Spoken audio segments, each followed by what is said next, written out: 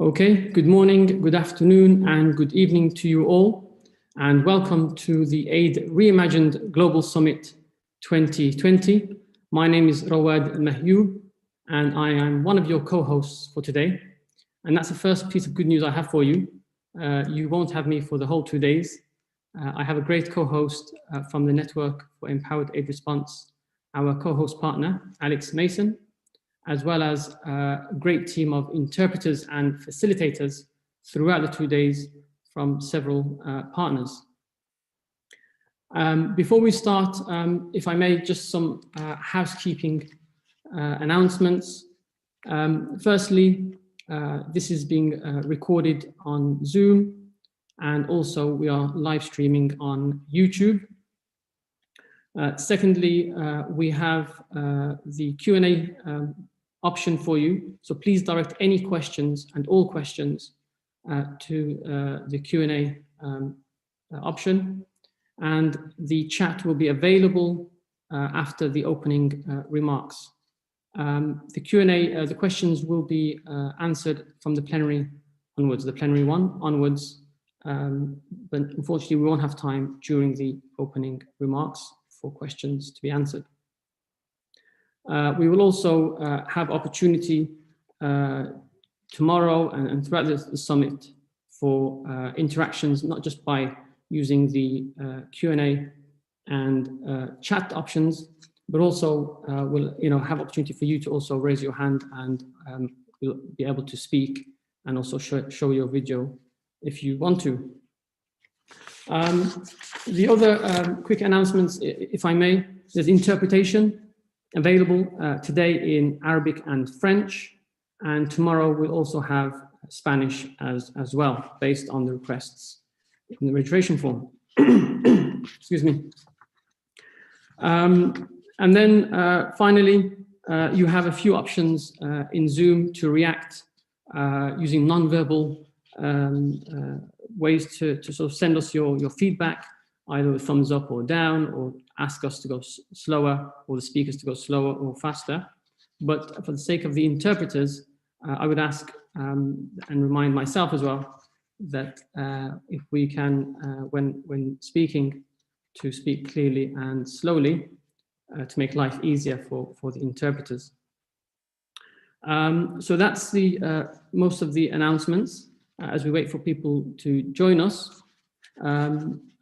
Again, I'd like to let you know that we have had a great response from this summit in terms of registration, with over 800 of people registering. So we apologize if at some point during the webinar some might not join us, but we'll keep an eye on that. I would also like to say thank you to all our partners, our co-host partner, Network for Empowered Aid Response.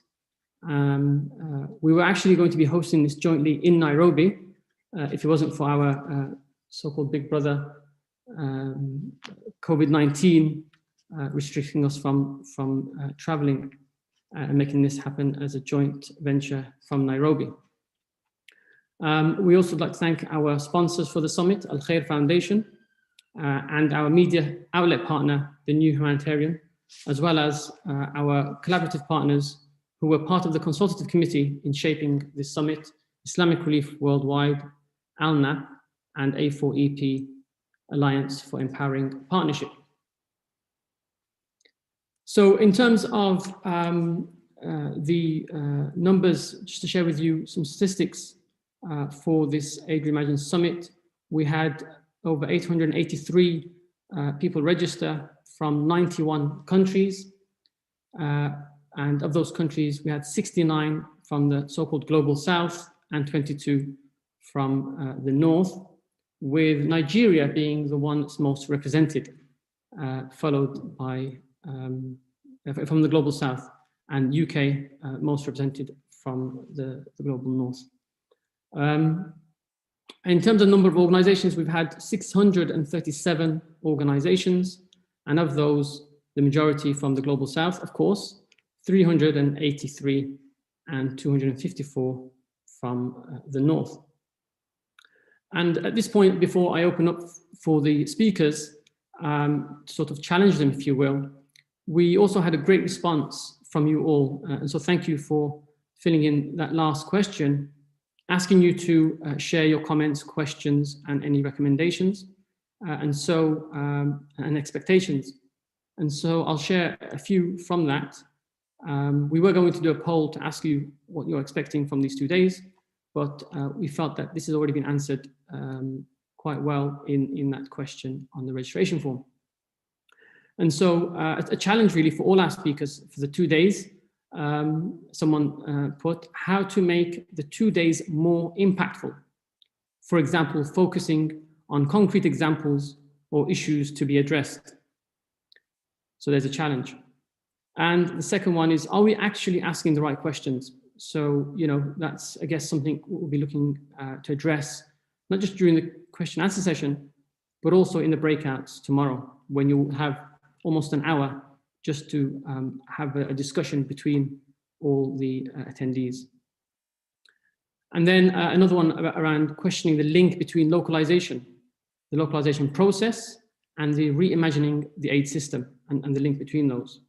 And finally, there was interest from people and partners to be engaged and be involved in these regional summits that we're planning for next year. And I'll share more of that later on today, if not tomorrow. Okay, so without further ado, conscious of time, allow me to start by welcoming our first speaker to share a few welcoming words, the chairman of World Humanitarian Action Forum, Dr. Hani Al-Banna, to say some welcoming remarks. And again, if I can remind all speakers to keep to the agreed time allocation. We have a packed agenda, and so, and also for the interpreters to be able to speak slowly and clearly for them. Thank you very much. Dr. Hani Al-Banna, if you would like to share your welcoming remarks.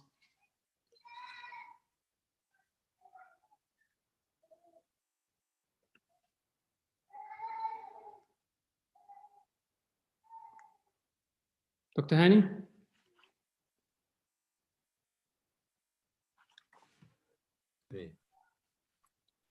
Can you hear me now? Yes, we can hear you. Go ahead, please. Assalamu alaikum wa rahmatullahi wa barakatuh. Good morning, everybody, and thank you for joining us in this very important meeting, which talk about the future state of humanitarianism. In my own view, it could be based on localism, where local coordination and representation will be the cornerstone of building this kind of partnership and the capacity exchange to enable us to tackle the decolonization of aid without actually tackling and strengthening the local civil society organization, empowering them and giving them the power to enable them to build this kind of partnership, will not be able to tackle the decolonization of aid, as well as to talk about the future of humanitarianism. My own view about the future of humanitarianism is local. The localism for me is the time or the lifeline for all of us, actually, because they are the first responder, whether the local government, local municipality, or local organization, or local leadership, and they'll be able to tackle the rest of our problems on the local on the local level, the regional level, and the global level. So the future state of humanitarianism is building the local and strong civil society organization. This is my end point for all of you. Assalamu alaikum wa rahmatullahi wa barakatuh. Thank you, Dr. Hani Al-Banna. Very, very useful reminder on your impression on the future of humanitarianism with localization at the center. And sorry, we didn't see you for most of the videos, so apologies for that. Now you can see me now. Huh? We can see you now, that's the important thing. And thank you for keeping it nice and short. Secondly, I'd like to call Hibak Kalfan, the Executive Director of NIA, to say her welcoming remarks as our co-host partner. Hibak. Good morning. Thank you very much, Rawad. First, let me start by saying welcome to everybody. Good morning, good afternoon, and good evening, wherever you are. Welcome to the World Humanitarian Action Forum 2020 Aid Reimagined Summit. Oh, there we go, the video works. As Rawad just said, my name is Hibak Kalfan. I'm the Executive Director of the Network for Empowered Aid Response, better known as NIR. We're a collective of local and national civil society organizations based in the Global South with a mission to reinvent aid through influence and innovative solutions. As the co-host this year, we're excited about the conversations we're having around the future of humanitarianism, decolonization of aid, and approaches to local coordination mechanisms. At a time of uncertainty, we have a real opportunity to initialize transformative change. Each of the conversations we're having today and tomorrow are pivotal in order for our community of humanitarians to continue to invest in localized approaches. We at NIR have worked very hard since our inception in 2016 to ensure collective commitment and action towards a more equitable, efficient, and effective aid system. As the first Global South Grand Bargain signatory, we advocated for the international community to commit to the 25% localization marker, and since have worked alongside our members to achieve improved partnership models, innovative financing mechanisms to ensure local actors have more access to resources, and finally, the important investment in local coordination mechanisms, as Dr. Hani had said. In 2021, we are hoping to bring such exciting advancements and conversations to the Global South, along with our partners such as WHAF. I'm excited to join all of you and our esteemed panelists to continue to tackle some of these important challenges and to discuss our collective future. Thank you again, and welcome to WHAF 2020. Thank you very much, Hibak, and thank you for being our co-host partners and partners for the whole initiative for the Aid Reimagined Global Agenda. Right, if I can ask our sponsor on behalf of Al Khair Foundation, Imam Qasim Ahmed, Executive Chairman of Al Khair Foundation, to say a few words. And again, thank you to Al Khair Foundation for sponsoring this first summit. Imam Qasim, over to you. Bismillah ar-Rahman ar-Rahim. Can I have video icon to start from my side?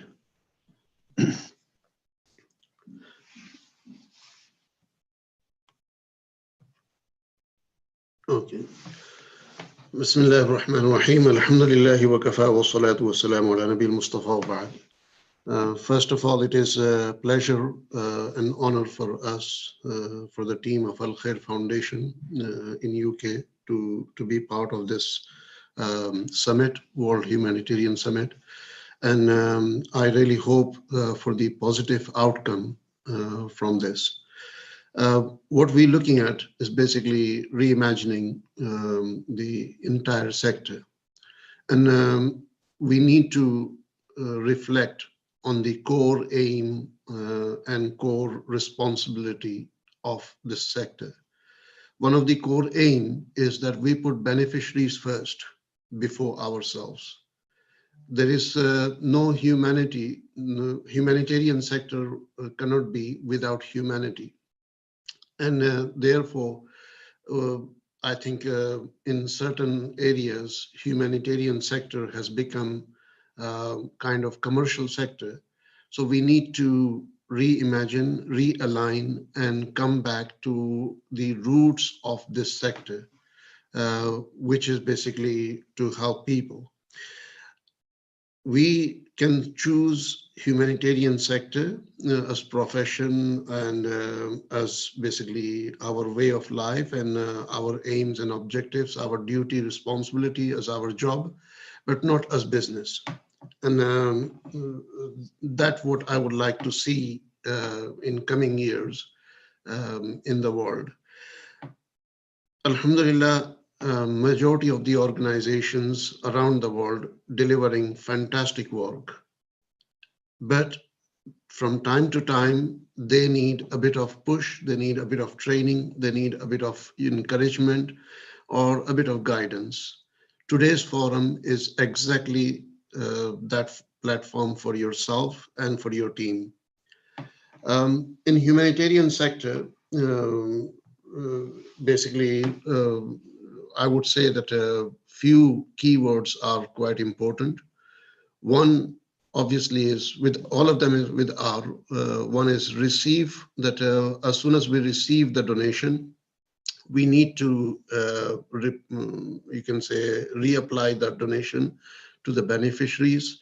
We need to respond to any emergencies on a swift and timely manner. Sometimes we take, you can say, not days, but weeks just for need assessment. While that can be done in matter of, if not minutes, then at least in hours or possibly in a day or two. So we need to realign that segment of our organizations also. We need to take responsibility towards our basically aims and objectives for delivering aid to others. If we do it with the carelessness approach and so on, or I don't care attitude, then obviously we will not feel responsible enough. So responsibility also is quite key factor. We need to reconnect and re-engage with the stakeholders, with donors, with the community and with the beneficiaries, and understand what donors and beneficiaries are looking for and try to bridge that gap. We need to also, I think, respect those people who are working in this sector. In many of the countries around the world, humanitarian sector is quite respected, is, you can say, quite, you can say, ambitious field to work. But over the years, I've seen in some of the countries, especially in Western countries, this sector has become kind of a crime for many of the trustees or many of the dedicated team members to work on.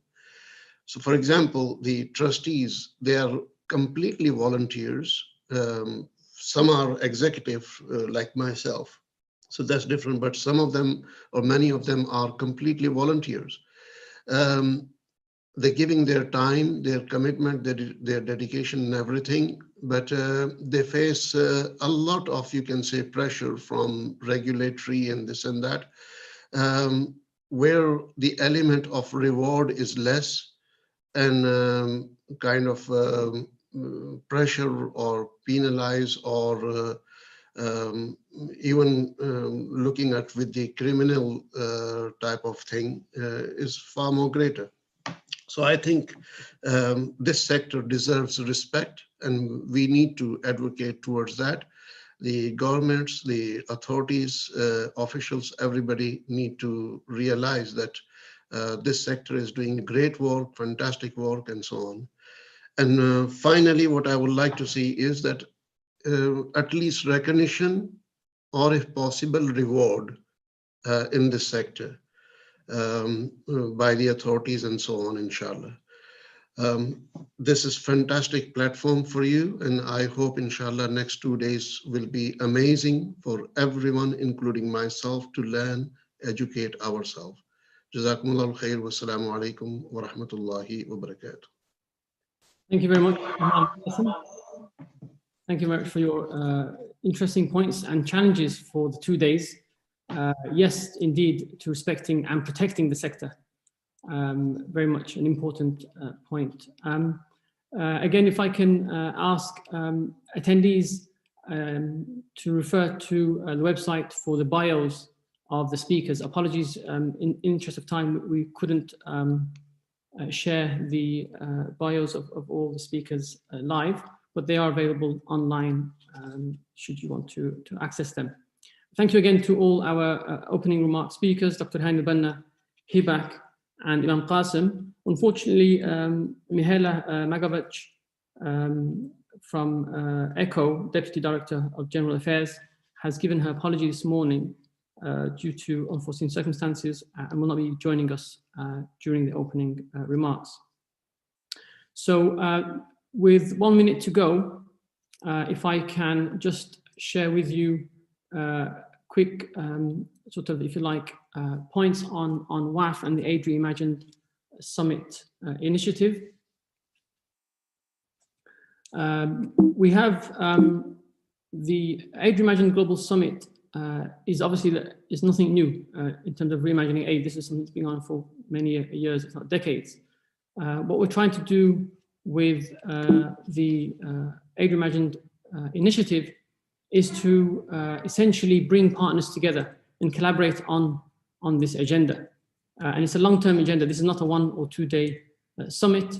This is part of at least the next 12 months, but also for the Aid Reimagined Agenda 2030, where we would like to involve more partners in this initiative and to, dare I say it, be led from the global south, as well as to ensure that it's action orientated, whereby we don't just have summits where we bring people together to discuss issues, but also to look at turning those solutions and recommendations into actions through research, pieces of research to inform and form policy change, as well as advocacy campaigns.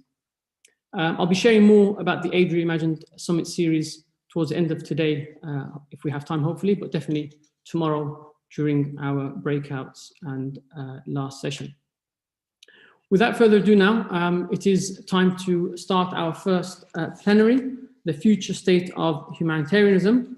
And here I'd like to thank our media outlet partner who helped put this together with the first plenary being moderated by Safa Shah Khalil. If I can ask Safa Shah Khalili to join us on the panel, and she is. Excellent, thank you, that was quick. Founder and host of Rethinking Development podcast. And I encourage you all to have a look at that podcast, some very interesting interviews and discussions, as well as the State of the Humanitarian Sector podcast at the New Humanitarian. And so without further ado, I will pass you over now to Safa to moderate the first plenary for us for the next 55 minutes. Safa, over to you. Thank you so much. Welcome everyone. Thank you for joining us for this panel discussion on the future state of humanitarianism. My name is Safa and I'll be moderating the discussion amongst our 4 panelists over the next 55 minutes. As we begin to speak, if you have any audience questions, please feel free to put them in the question and answer box on Zoom. And at the end, we will try to answer some of them. So each of us today, whether we are in the audience or on the panel or on the organizing committee, we bring to this conversation our own unique perspectives, our own unique experiences and outlooks that in turn inform and shape how we think, how we know, and how we act. So in order to get to know each other a little bit, I'd like to invite the 4 panelists to briefly introduce themselves and share a bit about their positionality or what unique lens or perspectives they are speaking from today. So maybe we can begin with Dr. Aminu Kanu. Thank you very much, Safa, and it's a privilege to be here. My background is as an ecologist come climate change person. I was a researcher at the Lake Chad Research Institute in Nigeria, which is in the Lake Chad Basin, where we've been facing insurgency for the last 11 years. Then I was special advisor on policy at a network of environmental NGOs based in the UK in Cambridge. I was also special senior policy advisor at Islamic Relief Worldwide, based in Birmingham. I was head of research at the Humanitarian Academy for Development in Birmingham. And recently, I've relocated back to Nigeria. I'm CEO of the premier environmental and development national non-governmental organization called Nigerian Conservation Foundation. So the perspective I hope I bring is first, the whole nexus between development, humanitarianism, and the environment and climate change. But secondly, from the vantage points I've had the privilege to be in looking at both working at global and international institutions and also working at the grass tops here in Nigeria. Thank you. Wonderful. Thank you so much. Maybe Professor Hillhorst, you'd like to go next? Sure. Hello, everybody. My name is Dorothea Hillhorst. I'm a professor of humanitarian studies in Erasmus University Rotterdam. And I'm also the president of the International Humanitarian Studies Association. I think that merits my place here in the panel. And so I come to this from the point of view of research, and have been very active lately, thinking that as researchers, we so often criticize the sector and write all these beautiful critical commentaries on how the sector doesn't manage to localize or to decolonize. And then I think we also have to look at ourselves and how are we doing as researchers with our research collaborations. How equal are they, or are we just subcontracting these very talented persons from the countries where the crisis happened? Do we do enough to help them develop their potential as researchers? And with the people in the communities, do we do enough to create participatory research designs and make sure that we actually give people a voice and don't go for the extractive research methodologies? So I'm very passionate about that. And I know it's a sideshow from the humanitarian action itself, but nonetheless, I think it's very important as researchers, we also look at our own practice and don't only criticize the humanitarian action. Now, I think, is this also my time to say something about the content of the panel, Safa? Just a little warming up where I stand. I was asked, like, so what would you give the priority? Now, there are many priorities, but one of them for me is all about mindset. And very concretely, I would love to see some changes to the dictionary of humanitarians. And I have two preferred on my wish list that we should really get out of this dictionary. The first one is the word beneficiary. When you come to think of it, it means the person who is being done good to, meaning the humanitarian is the person doing the good to that other person. And it's very much denies, I think, the agency, the initiatives that people themselves take to sort of manage in their own lives and do their own things. And also it sort of denies, I think, the accountability relations that should be existing between aid givers who usually use taxpayer money and the recipients of aid. So I really would like you to just erase that word, aid beneficiary. The second word I would really like to erase is the word capacity building. Because I think there's something really wrong with it. We are talking about usually local or national agencies that have a lot of capacities, maybe not the capacities to manage a project in the way that their donors like it, but there's lots of capacity that can be developed and can be supported, but it's not like something that is lacking and we need the engineers and the technical builders, Bob the Builder coming from outside, usually the north, to build up those capacities. In other words, to get rid of is capacity building and beneficiaries. And then I'm already happy with the summit if that could happen. Thank you. Thank you so much. Maybe next we can hear from Professor Darshan Shrestha. Hello, everybody. I am Hari Darshan Shrestha from Nepal. I am from the engineering background. And after working about 7 to 8 years in the humanitarian area, mainly in the Haiti, Aceh, Pakistan, East Timor, I came back to Nepal and established the NGO, Center of Resilient Development CORD, and working in humanitarian sector. I think this is the right time to having a discourse on need on shift of humanitarian and humanitarian aid, as COVID-19 affected almost all countries and most of them are facing economic crisis.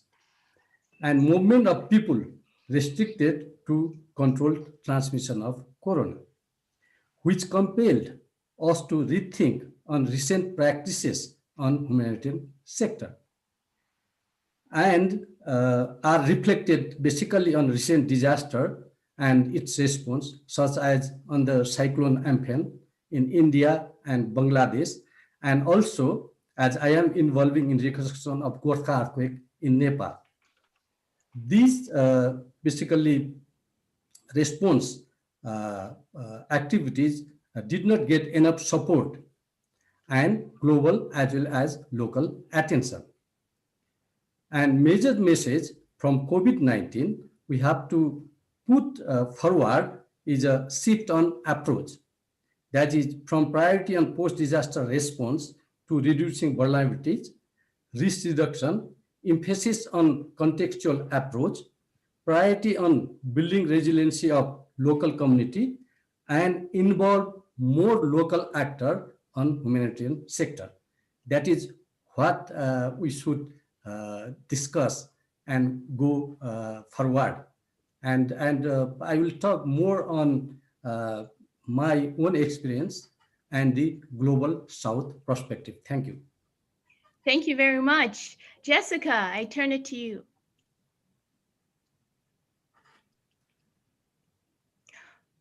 Oh, yes. Sorry, we weren't hearing you before, but now we can hear you. Is that okay?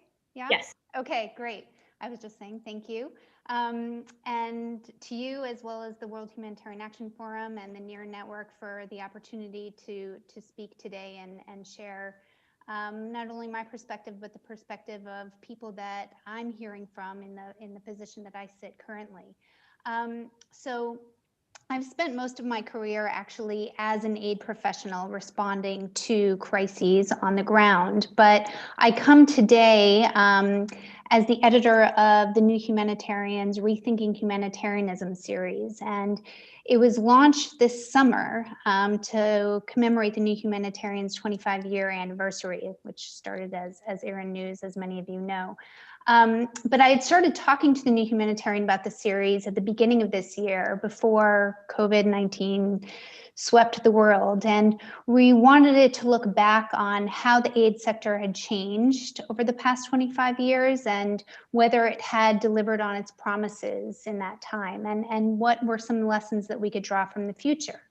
Well, since those original conversations, the world changed dramatically, not only with COVID-19, but also the Black Lives Matter movement. And it sparked some rethinking within the humanitarian sector, which I think we're going to talk about today and which this whole summit is about. Humanitarians began asking questions about their role of relieving suffering in the West.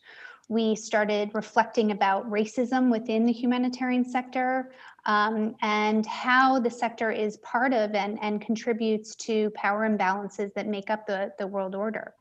And other existential questions emerged too about the current configuration of the humanitarian system and whether it was the right solution to meet the magnitude and scale of crises like not only COVID-19, but also the climate crisis. And so we thought that this would be the kind of systemic crisis that would provide the opportunity for change. And so we set out trying to unpack some of these questions and to look at historical trends in aid and what we could learn from past turning points. But we also wanted to look to the future of the sector and to envision what it could be, not only based on its past, but where it is today. And so I'm here today really as a curator of other people's ideas. Over the last 8 months that I've been working on this series, I've spoken to people and been in the thick of these conversations around change. And so much of what I will say today comes from contributors to that series. But one other thing is I'm also a professor, and that's only relevant to today's discussion in that I'm also part of trying to promote these ideas in future humanitarians, the students that I teach. So thank you again. Thank you, everyone. Many important points have been raised, and as you can see, there are different priorities, different perspectives in this conversation today. And the majority of our time will be spent speaking towards the future and the visions for the future. But in order to do so, it can be helpful to at least briefly look to the past and reflect on maybe some of the practices, the systems, the language, the assumptions that you yourself find problematic or that you're trying to move away from and that you no longer want to reproduce. So at this stage, I'd ask you to please reflect on that. And maybe this time we can start with Jessica. Sure, thanks. So, you know, I think when we look at the past, you know, it's important to think about the foundations on which the sector was premised, and that is around relieving human suffering. And, you know, that's a worthwhile and noble premise, and I don't think any of us would argue with that. And it's still the objective of the system today. But what we're hearing, and I don't think this comes as a surprise to anyone, just based on the remarks that we just heard and the remarks and the, you know, the welcoming that the second panel is on decolonizing aid. There's another one on local representation. Is, you know, the way that we being the international humanitarian community have gone about achieving those objectives is what's been objectionable. And particularly the notion that the West comes in to dictate the rules of how humanitarianism will work in other countries, or going about solving problems in countries when many places, you know, who can determine their own fates. And what we're seeing in this moment, and again, this is not new to anyone, I think, is that frontline responders are being recognized in new and more meaningful ways. Their role, value of local leadership, of community groups, neighborhood associations, it's always been there, but we haven't formally recognized it, we being the international humanitarian sector. But there's not only more space to acknowledge this contribution today, but we're relying on it in new ways. And I recently moderated a panel for the ALNAP annual meeting where someone was talking about how COVID-19 has put rocket boosters under some of the ideas of what we've always known was needed. The use of cash, putting people at the center of response, getting ahead of crises that are recurring and predictable. And, you know, we have tons of frameworks and policies and have held conferences about all of these things. And, you know, they're not new. We have the evidence about what needs to change. And, you know, I don't think I would shed any light on those issues. We know them. But I think what we don't want to reproduce is how the sector goes about making change. And, you know, this is a theme that's come out of one of the parts of the new Humanitarians, Rethinking Humanitarianism series called The Future of Aid, you know, that's currently running. But, you know, how the sector actually goes about changing. We don't need another reform agenda that tinkers at the margins and makes sort of technocratic changes by insiders to a model that's already flawed. And if you just look at some of the commitments made at the World Humanitarian Summit, which is nearly 5 years ago, you see that many of those changes were more rhetorical than have been put into action. And some have made more progress than others. And I think that this moment has accelerated some of those conversations. And there was a lot of excitement and momentum at the start of the pandemic, but I don't think that we're really anywhere near this sort of utopian future that we dream about, or that change is a guarantee or a given. And, you know, many people are expecting that when we all get a vaccine and travel restrictions are lifted, for us to see a drop and a pullback to old ways of working, which I hope doesn't happen. And I think in some ways we may not be able to, because the situation has also shown that humanitarianism is just a tiny part of a broader world of aid. And I think that's something we've paid lip service to in the past, but you know, in today's crisis, with funding from financial institutions, local leaders, governments, the private sector is really dwarfing that of the humanitarian sector. We're coming to terms with our scope and size amidst a much larger set of actors, including affected people themselves. So the change needs to be led by people on the ground, because another reform agenda that is promoted from headquarters, I don't think work. And I think a positive outcome of this moment has been to refocus our efforts on attempting to more deeply understand the value and the operational role of the international humanitarian sector. And I hope that recognition and humility is something that will last. Absolutely. Would any of the other panelists like to follow up on that? I see you nodding, Dr. Aminu Kanu. Would you like to go? Oh, I think you are on mute. Yes. Yeah, can you hear me now? Yes. Yes, no, I would really want to, because especially as Jessica said, after the World Humanitarian Summit, a lot of us were thinking that things will change and will change fast. And the changes have been on the margins and incremental. And this is really a big opportunity for things to happen much deeper and much faster. When I look around me about, especially where I live here, I think the visibility and recognition of aid, especially in the cases of humanitarian situation as we have in the Lake Chad Basin, is that the visibility is mostly tilted towards foreign, is too foreign, is too poorly coordinated, and is too rigid and not agile. I mean, too foreign in the sense that all the emphasis seems to be on who comes in and who spends cash. And the in-kind contribution of local people, which seriously dwarfs the cash spending, is definitely under the radar. Nobody is giving any recognition or much to that. And it's a crying shame that we still have poor coordination. This issue of coordination has been recognized for ages. Things have been put and so on in place. But up to now, we are still having duplication of activities. We are having gaps in things that need to be done. We are having aid actors sort of doing things on their own will and so on. And we are also having strategies, both short-term and long-term, which are dictated and actually implemented by the so-called donors on the recipients. And so not really being local-led and local thing. And most especially on the participation and so on of local actors, we are also having international partners that are too rigid and technocratic in their approach, that still haven't set up systems that are nimble, that could engender and enable the participation of local people.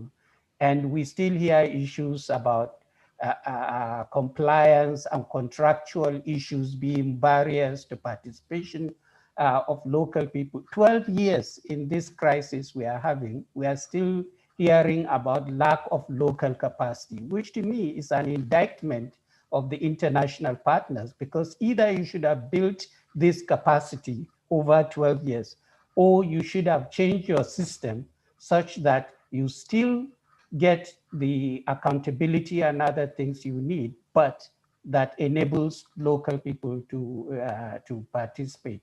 So these are really crucial issues. Some of the other things I've heard from the opening address, especially about compassion and the need for us to really keep our eye on the ball, that this whole thing is not a business. It's not just a job. It's based on compassion and solidarity. And one of the phrases I would want Dorothea to really consider on banning, in addition to beneficiary, is let's change the system of this whole donor-recipient relationship in the aid system. And maybe we'll get a chance to dig deeper into some of these, but let me give others a chance to comment on this. Thank you. Yes, absolutely. We'll continue to speak to those points, but Dorothea, would you like to respond to that? Yeah, I would. Thank you. First, I really love what you said about compassion, and it's not a job. And we know, and I think Jessica also spoke about, is that the core of humanitarianism is this principle of humanity, the desire to relieve suffering wherever it may be found. And that's where things went wrong, because who is the humanity that is being served? And how come it's not really reaching wherever suffering it is found? And how come it is not really equally applied? And I know that humanitarians want to do the right thing, but so often because of all kinds of factors, it works out differently. And to remember that we're there not just for the principle of humanity, but for the compassion is very important. And I might even add solidarity, because that is very much what is needed in this world. Now, in relation to this, what I wanted to say as well is that I'm very much afraid that it is super important to focus on that huge power imbalance between North-South donors, national aid providers. But I would really like to remind us all that power is everywhere. Power is also in the nations where the crisis happen. Very often it is imbued in the crisis in the first place. Why do we have war? I must unfortunately say that many countries are governed by governments that have very authoritarian characteristics and may not care so much for the suffering population. And we see everywhere in the world a very strong shrinking of space of civil society and where people may be found. So please, let's always remind ourselves that power is everywhere and that accountability therefore is very important. And then finally, what I wanted to relate is I saw somebody asking, I haven't written an answer to that one because this person said, yes, but we've been talking about this for so long. How could we now change? What will now happen? And the only answer I can think is that I hope to see that now change is demanded from below. It's claimed from below. And for too long, change in the humanitarian sector, including the academic community. Let's not think that I'm here to criticize from the outside. I include the academic community. And for too long, change has happened as kind of a discussion, a conversation between white people, so to speak, and between people in the North. And the only way I think change will really happen if we don't just see I mean, when you talk accountability, you often talk about the invited spaces, like would you like to put something in the complaint box, or can you, join this evaluation and do an interview? But to really claim space for accountability and to claim space through advocacy, even activism, I think that is the only way that things will really change. And I hope this is the moment, because honestly, I came from a more activist background. I'm a development sociologist. I worked with NGOs in the South before I entered this field. And I've always been a bit surprised, like how quiet it is in the humanitarian domain. And I really think that will make a change, because things and power doesn't change itself, unfortunately. We've seen that in the past. Power is really only changing when it's challenged from outside and from below. Thank you. Professor Shrestha, would you like to speak to the context in Nepal? Yeah. What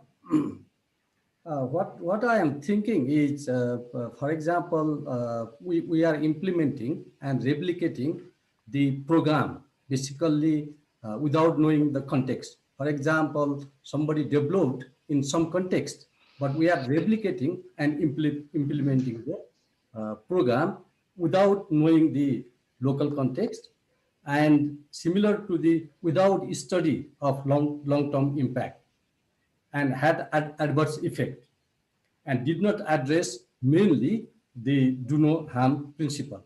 For example, food for work program, implemented in western part of Nepal 30 years back, maybe 20 years back, and still it is ongoing. Yeah. And where food security is crucial. Therefore, program is needed. But in long term, its negative impact seen in agriculture, as most of the farmers changed their occupation to labor and moved out on seeking of opportunities. Because in Nepal, we do not have an agriculture industry. This is the domestic industry. Therefore, people change the occupation due to the cash for work. Similar due to the food for work program. Similar to the cash for work program. For example, we do have implemented the cash for work program in Gorkha Response program. And in my opinion, which somehow discourage the rural culture of voluntarism in emergency response. Therefore, we have to think on it, and only the program which is contextual, and we have to study the long-term impact. Only then we could implement or replicate. Without study, context, and long-term impact has to avoid replication of implementation or the program. Yes. Any approach. Yeah. Sorry if I interrupted you. No, it's okay. Thank you. Yes, so in thinking about the future that we want to co-create and reshape, there are different elements that we can consider, and we don't have time to speak to all of them.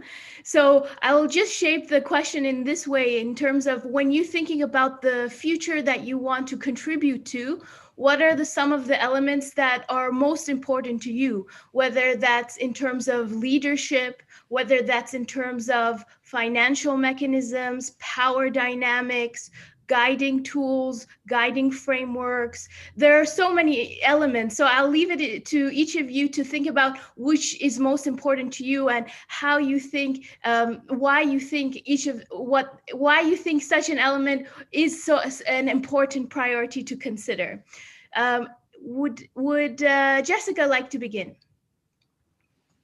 Sure. I think that a lot of new and exciting and innovative ways of working we're actually collecting now in the Future of AIDS series. Some of them aren't new and they've been happening all along, but we have space to kind of amplify those voices and hear them. And those are things like community-based budgeting, where the community decides how to spend resources, and accountability is between and among community members, or fostering and scaling local innovation, refugee-led initiatives and fostering local refugee economies, and shrinking the scope of the humanitarian system. So merging international NGOs for greater efficiency, relying more on cash, breaking down distinctions between, these silos that we create, not only within the sector, but externally as well with private sector actors as well.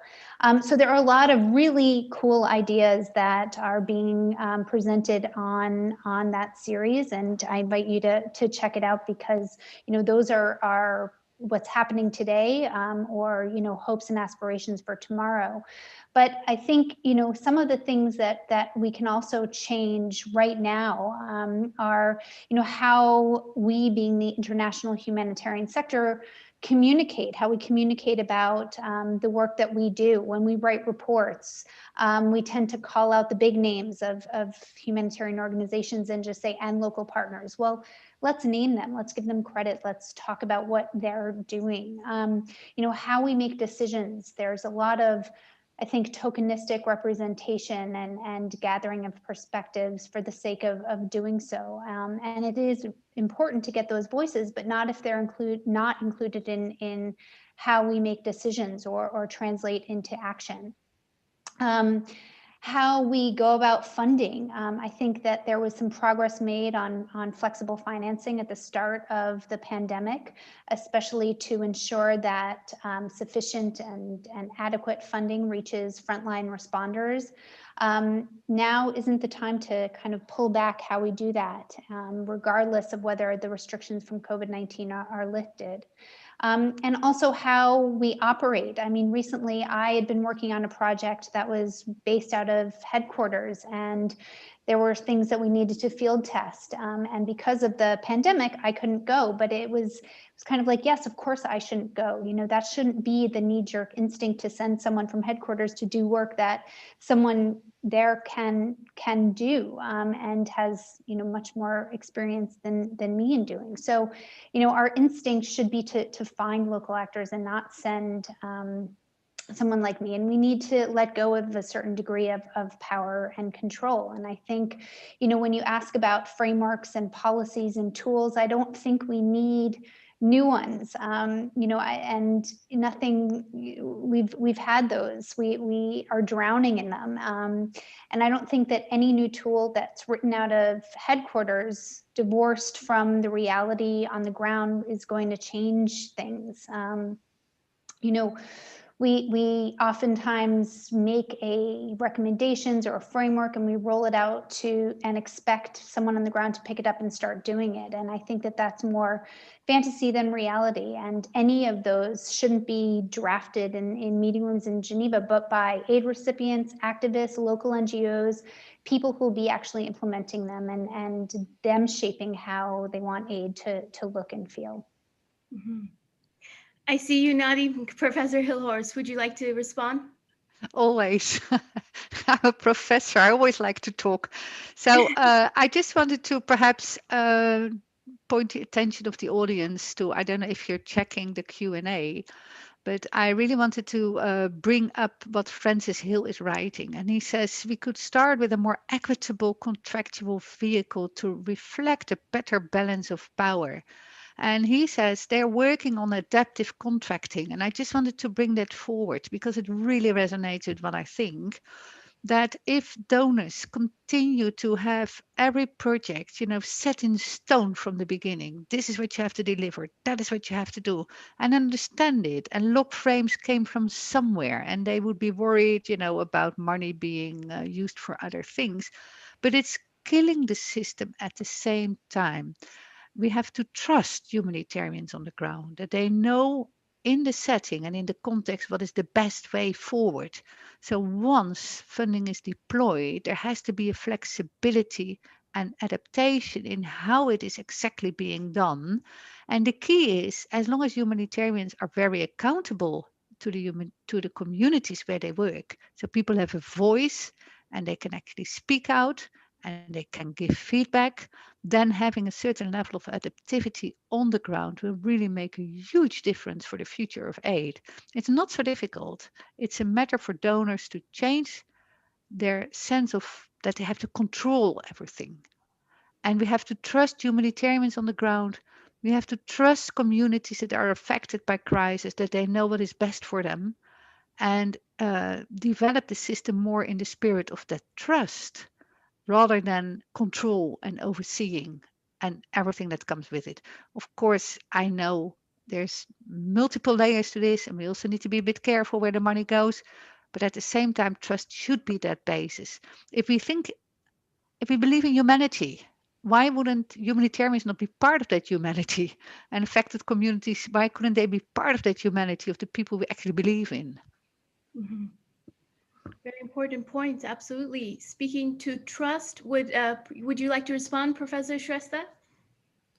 Yeah, basically, I will emphasize again on the contextual approach. In my view, at present, normally humanitarian work sector are dominated by the global north because of mainly the mindset of global south as a recipient and global north as donor. And there is a need to involve global south in leadership from program design to its implementation, and also encourage the south-south cooperation. This contextual approach is important because from where and whose perspective you are looking on it is more important. I will give you one example.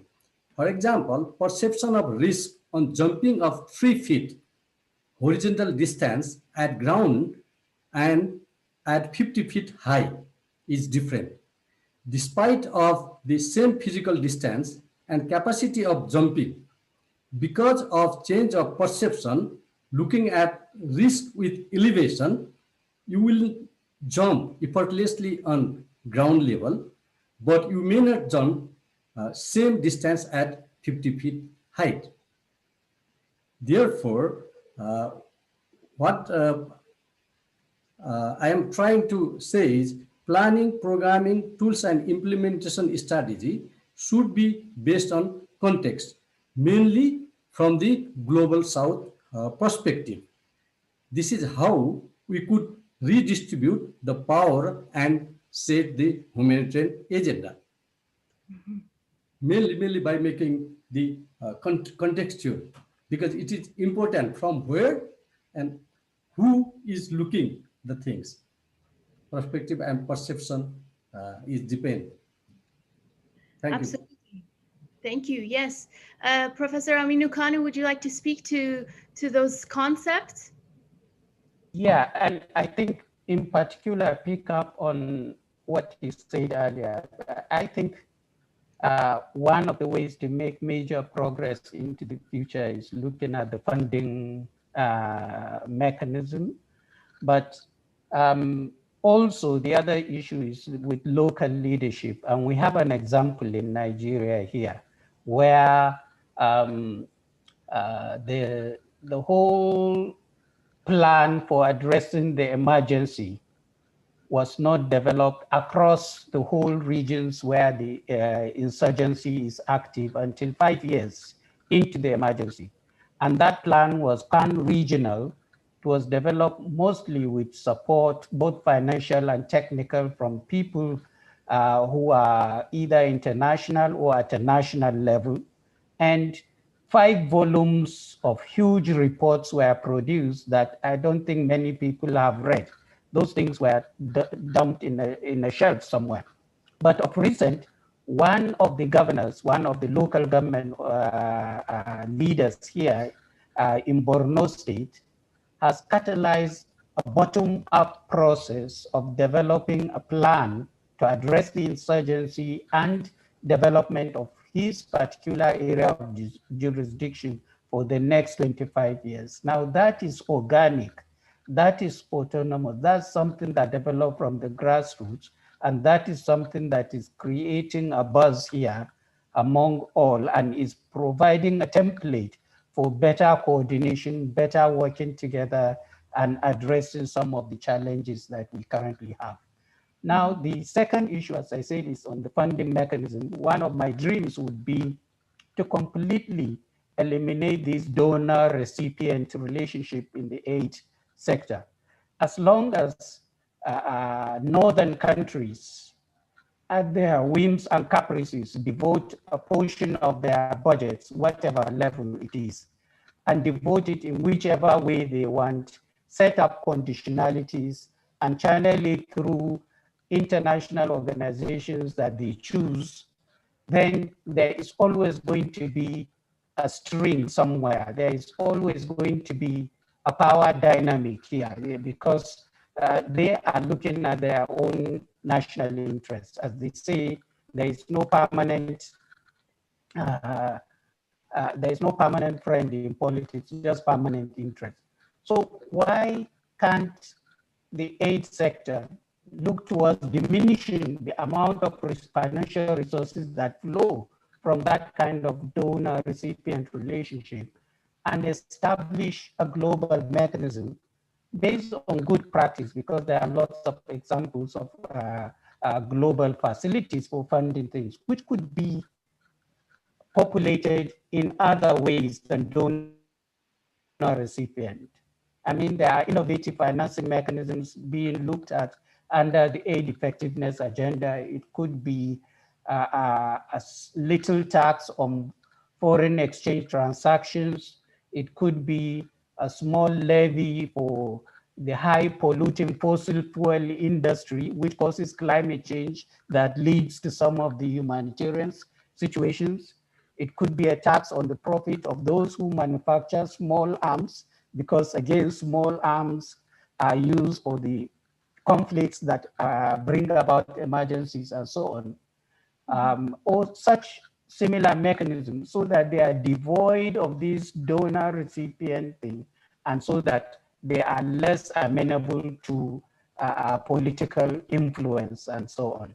Now, in that case, then the so-called recipients in the South would not feel beholden to the northern countries that are the donors or whatever who provide some of the financial resources. So that's something on the financial mechanism. But I also think, in addition to solidarity and compassion, we really need to look at subsidiarity. And there is a point that Dorothea mentioned in the beginning, that really things should be done at the lowest level where possible. And the tasks that need to be performed at a higher level should be only those that can't be performed at the lower level. So if we could imbibe the principle of subsidiarity, then I think there is a much better chance of addressing some of the problems that we have currently. Thank you. Thank you. Just looking at the time, I'll just provide my final question and we'll go into the audience questions right after. But in thinking of more concrete actions, could you maybe reflect on or explain one specific action or project that you as an individual or you in terms of your organization is currently involved with that you think is contributing to redefining the future of humanitarianism or is future looking? Would someone like to begin? Oh, Yeah.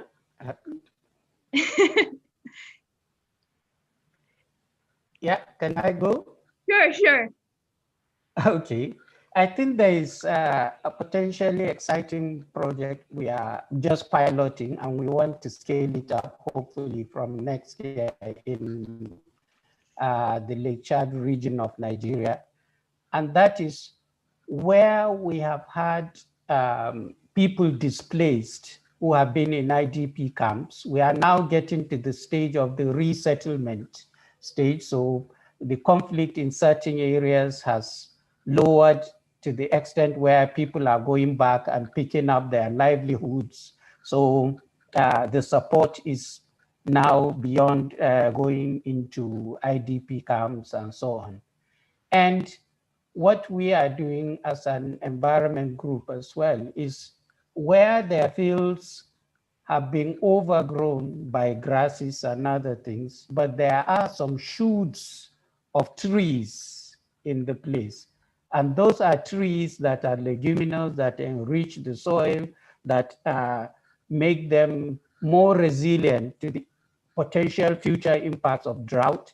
We are working with these farmers in order to encourage them to make it into an agroforestry. Instead of slashing, clearing, and burning the whole field and getting rid of the trees, we are giving them some incentives and technical support so that they are living trees on their farms. And the hope is in the very near future, that would be an agroforestry system. So they are going back not to the old slash and burn bare soil, which used to be eroded, causing more desertification and so on. They are getting to a place which has trees, and they can use the benefits from the trees, whether it is the shade it provides, or the enrichment for the soil, or the erosion it binds, or fodder for their animals. And that has been tried elsewhere, as people know, by World Vision in Niger and World Agroforestry Institute elsewhere in Africa. And that, I think, is a potential game changer, because one of the root causes of the problems we have in the northeast of Nigeria is desertification. And this could be a way to address it. Mm-hmm. Thank you. Professor Hilhorst? yeah. Sorry, I'm so distracted by these wonderful comments in the chat bar. So when you see me looking the other way, I'm just typing with everybody. It's really nice. I have a project which I really like. Of course, I have not so many projects to choose from, but I'm dealing with a project about the protection of sexual exploitation and abuse. And what is so nice about it, we do it together. It's researchers and the CHS Alliance, the Core Humanitarian Senate Alliance. So we have all these accountability issues built in and make sure that the communities can speak about it. But at the same time, we have a space in the project where national from the country, civil society and outstanding researchers are doing a piece of research that informs the humanitarian action, but from outside. And they also look at the humanitarian system to give their observations, to give their comments, and we put it together in one project. And I find it very important because humanitarians they cannot help it. They tend to look inside the system and from inside the system out. So here we build in that there are also people outside of the system, spokespeople for their society, people who are very well respected in their society and who look in and observe and share and do some research and inform. And I really look forward to that. Wonderful, thank you. I think, Jessica, you had your hand up earlier. Sure, yeah, thank you. I mean, those were amazing examples. What I'm doing is not as tangible, but I think this series that I'm editing, which I spoke about, the Future of AIDS series, and it's really amplifying voices from people who are working on the front lines of crisis. And it's a range of voices, ideas, everyone from very senior level people in the international sector to people in communities, refugee-led initiatives. And it's, giving them a platform and a voice on the same stage as senior level UN workers, right? And, cultivating those perspectives, and it's changing the conversation. So we're also accepting other visions too. So if you have them, I encourage viewers and participants to submit those as well. But one other thing I just want to say, because I mentioned it at the beginning, is, I teach, and most of my students come from North America and Europe, and, they're very keen and eager to break into the sector. They've invested in master's degrees to help them get there. And, whereas once I may have said, go get some experience on the ground, but I think, where on the ground is actually changing. And change in our sector won't happen unless the countries where many of them come from change as well. And we've touched on this lack of political will, about funding, about the priorities that the sector focuses on around these artificial siloed approaches to humanitarian development assistance.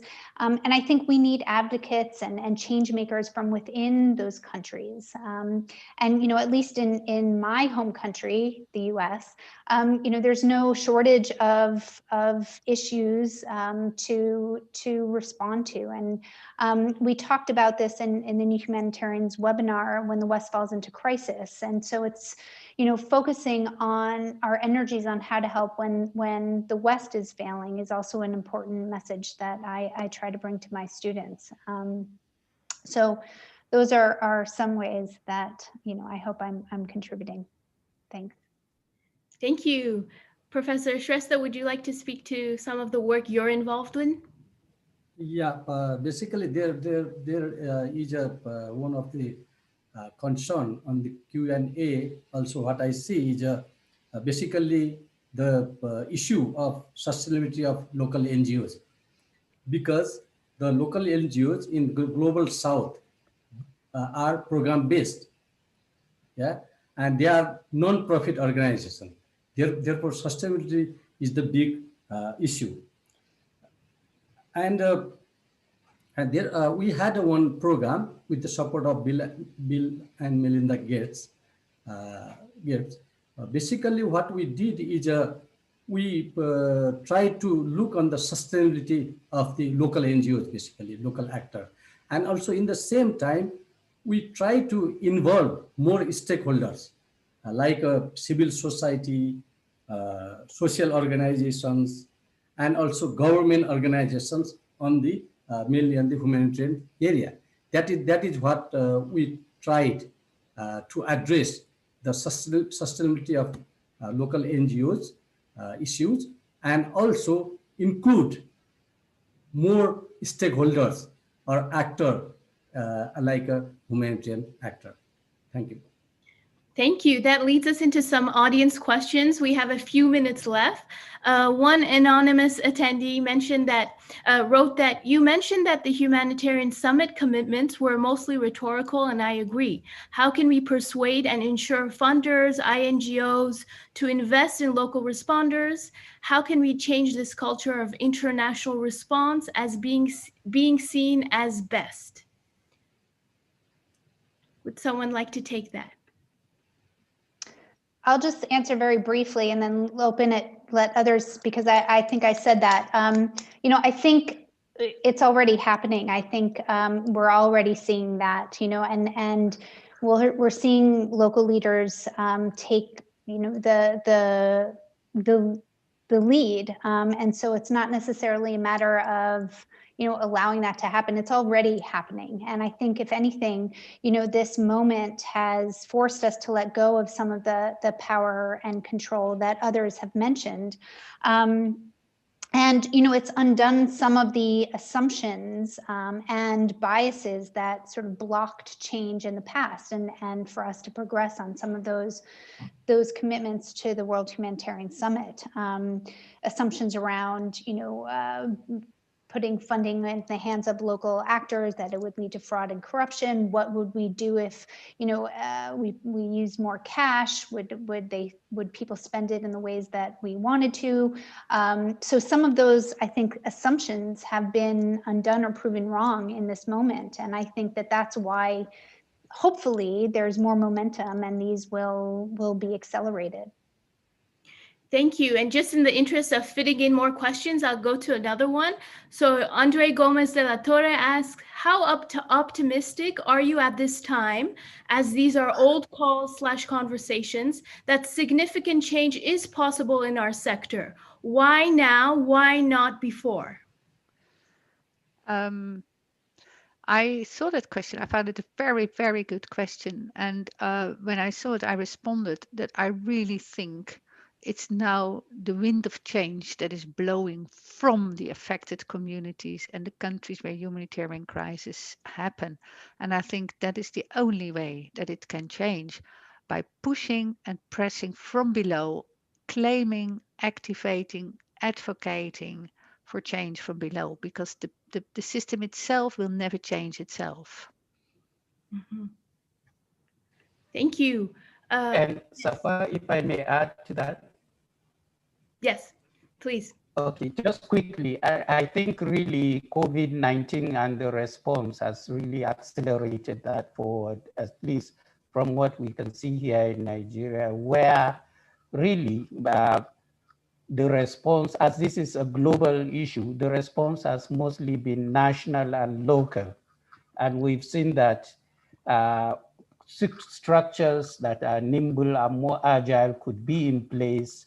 We can still do good aid response without log frames, without all of these other things, and not cause the accountability problems that are expected.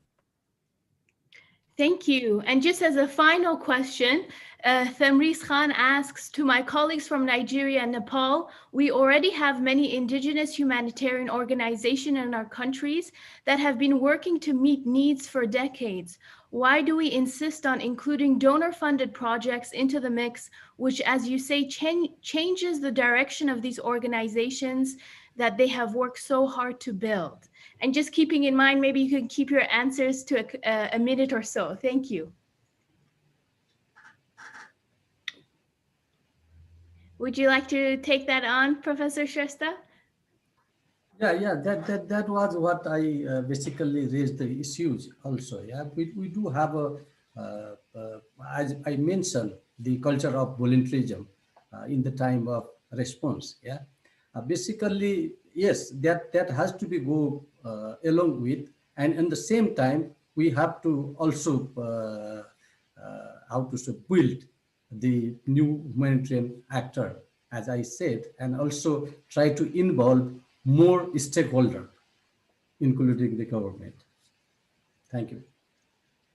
I think my quick response is that although we are very critical of foreign and outside actors, I think we must realize that there is a role for them as well, that they do. It's just how they do it, when they do it, and under what condition that is under discussion, not whether, it's not a binary thing, it's not either or, but there is a role for international actors, either in some cases technical, in some cases even the injection of the amount of financial resources that are needed. Remember, emergencies overwhelm systems, and that's why we all need help when they happen. But it's how you help and who helps and who takes the decision in that situation that is important. Mm-hmm. Thank you. Oh, yes. Yeah, if I can make a final contribution.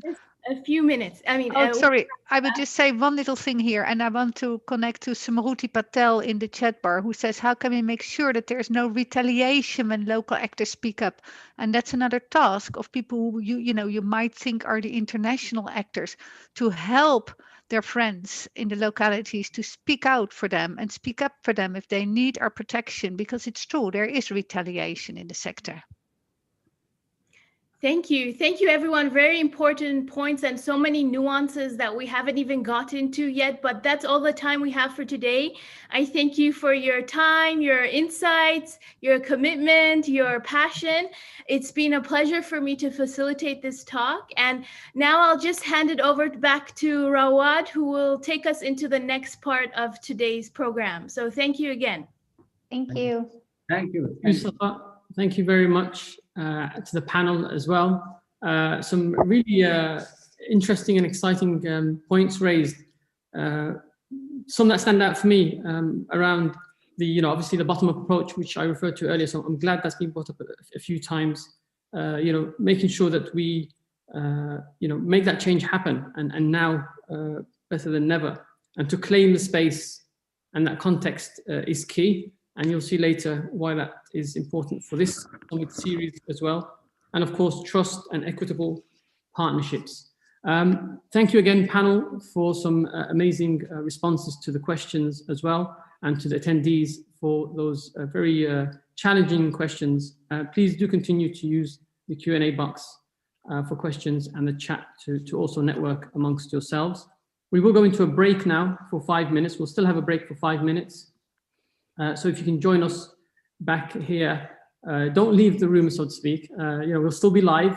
We'll be waiting for you. But if you need to get that quick drink, etc., then please do join us again in 5 minutes at 13:26. In 5 minutes, we'll start with the next panel on the decolonization of aid. Thank you again to this panel, and thank you, Safa, for moderating. Thank you. Thank you.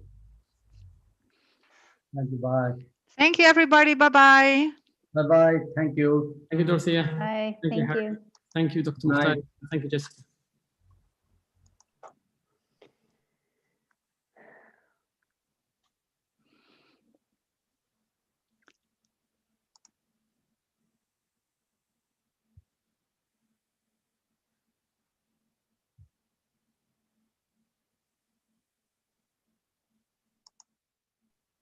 While you have your 5 minutes break, for those of you who don't need a break, I'll just put up a couple of slides for you. Oh, there we go. Alex is very quick on the mark. Thank you, Alex. Great stuff. Excellent.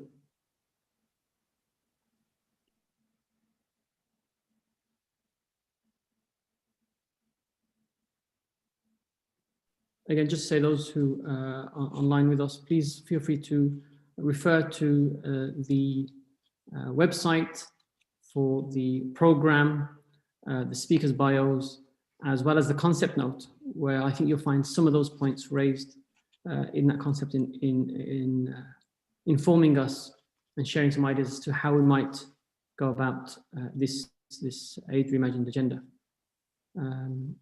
And we're on YouTube as well, so online. So feel free to also send us some questions or emails.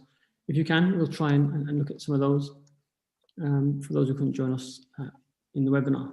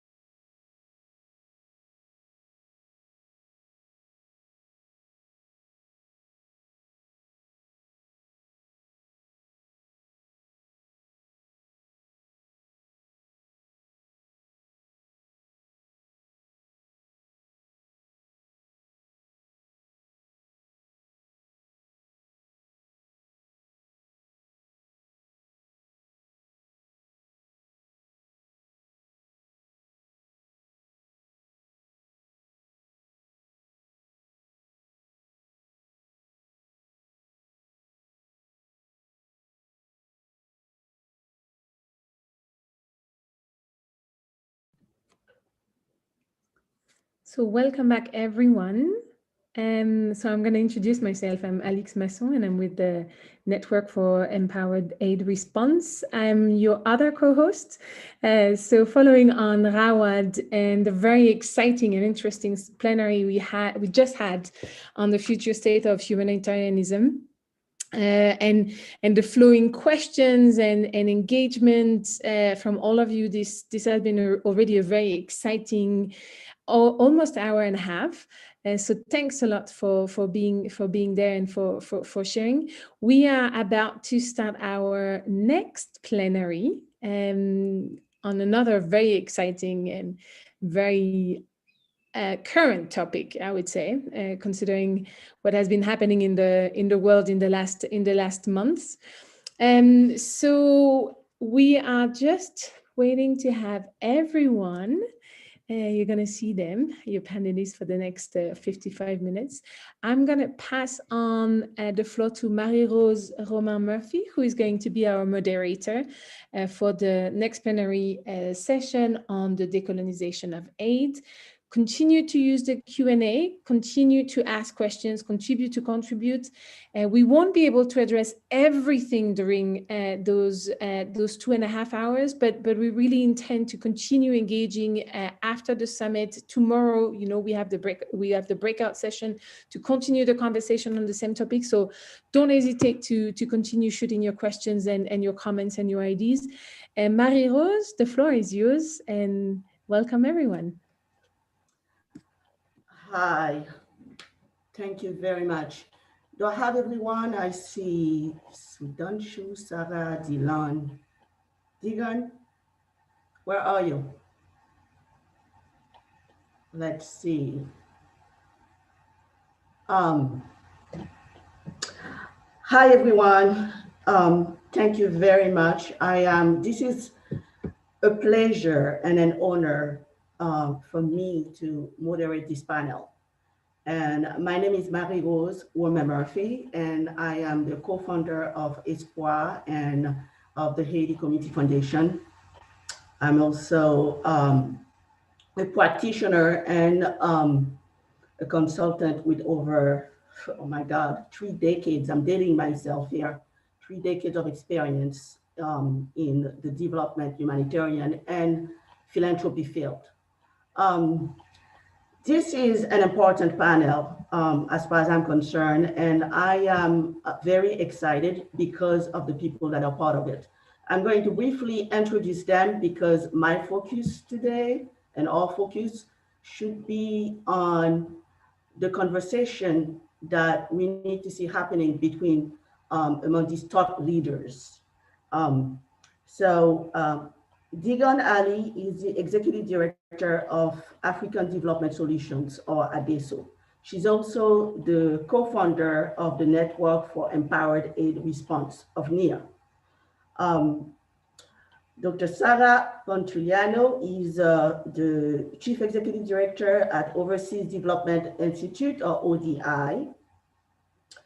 Sudanshu Singh is the founder and CEO of Humanitarian Aid, and is also the international coordinator of Alliance for Empowering Partnership. Dylan Matthews is the CEO of Peace Direct, an international peace building organization.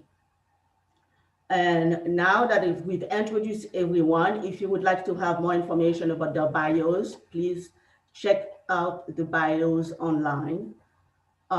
Because at this point, I really want to sort of like go straight into questions, and I'm encouraging everyone to just basically engage in the conversation. If you have questions, please put them in the question and answers. We will try to stop a few minutes before the end so that we can address some questions. But at this point, I want to take advantage of the fact that we have fantastic speakers, and we want to ask some questions that are key. All right. Now, as far as the questions are concerned, we are talking about decolonialism. And this is something that a lot of people have been talking about. And I must say that people have been talking about it. The question is, how much are they doing about it? But before we even get into that, let's ask one key question. Is colonialism dead? And I would like to repeat it. Is colonialism dead? Okay? And is it dead, or has it morphed itself over the past decades? And if so, what are the geopolitical dynamics and the institutional structures, policies, and practices that are keeping it in place and alive? So, having posed that question, I would like to ask people to start talking, the panelists to start talking about it. So, Sarah, would you like to start? Thanks, Mary Rose, and it's great to be part of a panel with friends and people that I hugely respect, for their contribution to the thinking in the field, and how we get finally better at doing something, as you say, around these issues. Is colonialism dead? I don't know if this is the way I would start framing the conversation, simply because from where I sit, and I have colleagues from my organization that come from all over the world, they would not necessarily see the problem as the problem we're discussing today as colonialism. And I am actually really worried that decolonization is rapidly becoming yet another bandwagon in the sector, as we've had many, because they haven't had an experience of colonialism in their country, whether as colonizers or as colonized. But it's a more fundamental question to me about racial justice and racial inequality. And we struggle a lot more in calling out what the problem we're discussing really is, around really a racist issue, rather than, to me, still sugarcoating in, whether this is the lingering effects of colonialization we're still discussing. Yes, of course, there are still practice that have deep roots in colonial structures and in colonial approaches. But today, in 2020, we're talking about decolonization. To me, it masks a problem that is more profound, which is also, of course, at the heart of colonization, and we should discuss more upfront, which is really about racism. Okay. Digan Sudanshu, anything to add to that? And I'll repeat my question. I mean, first of all, thank you, Sarah, but is colonialism dead? Because if there is so much talk about decolonization, then one has to wonder, is it dead?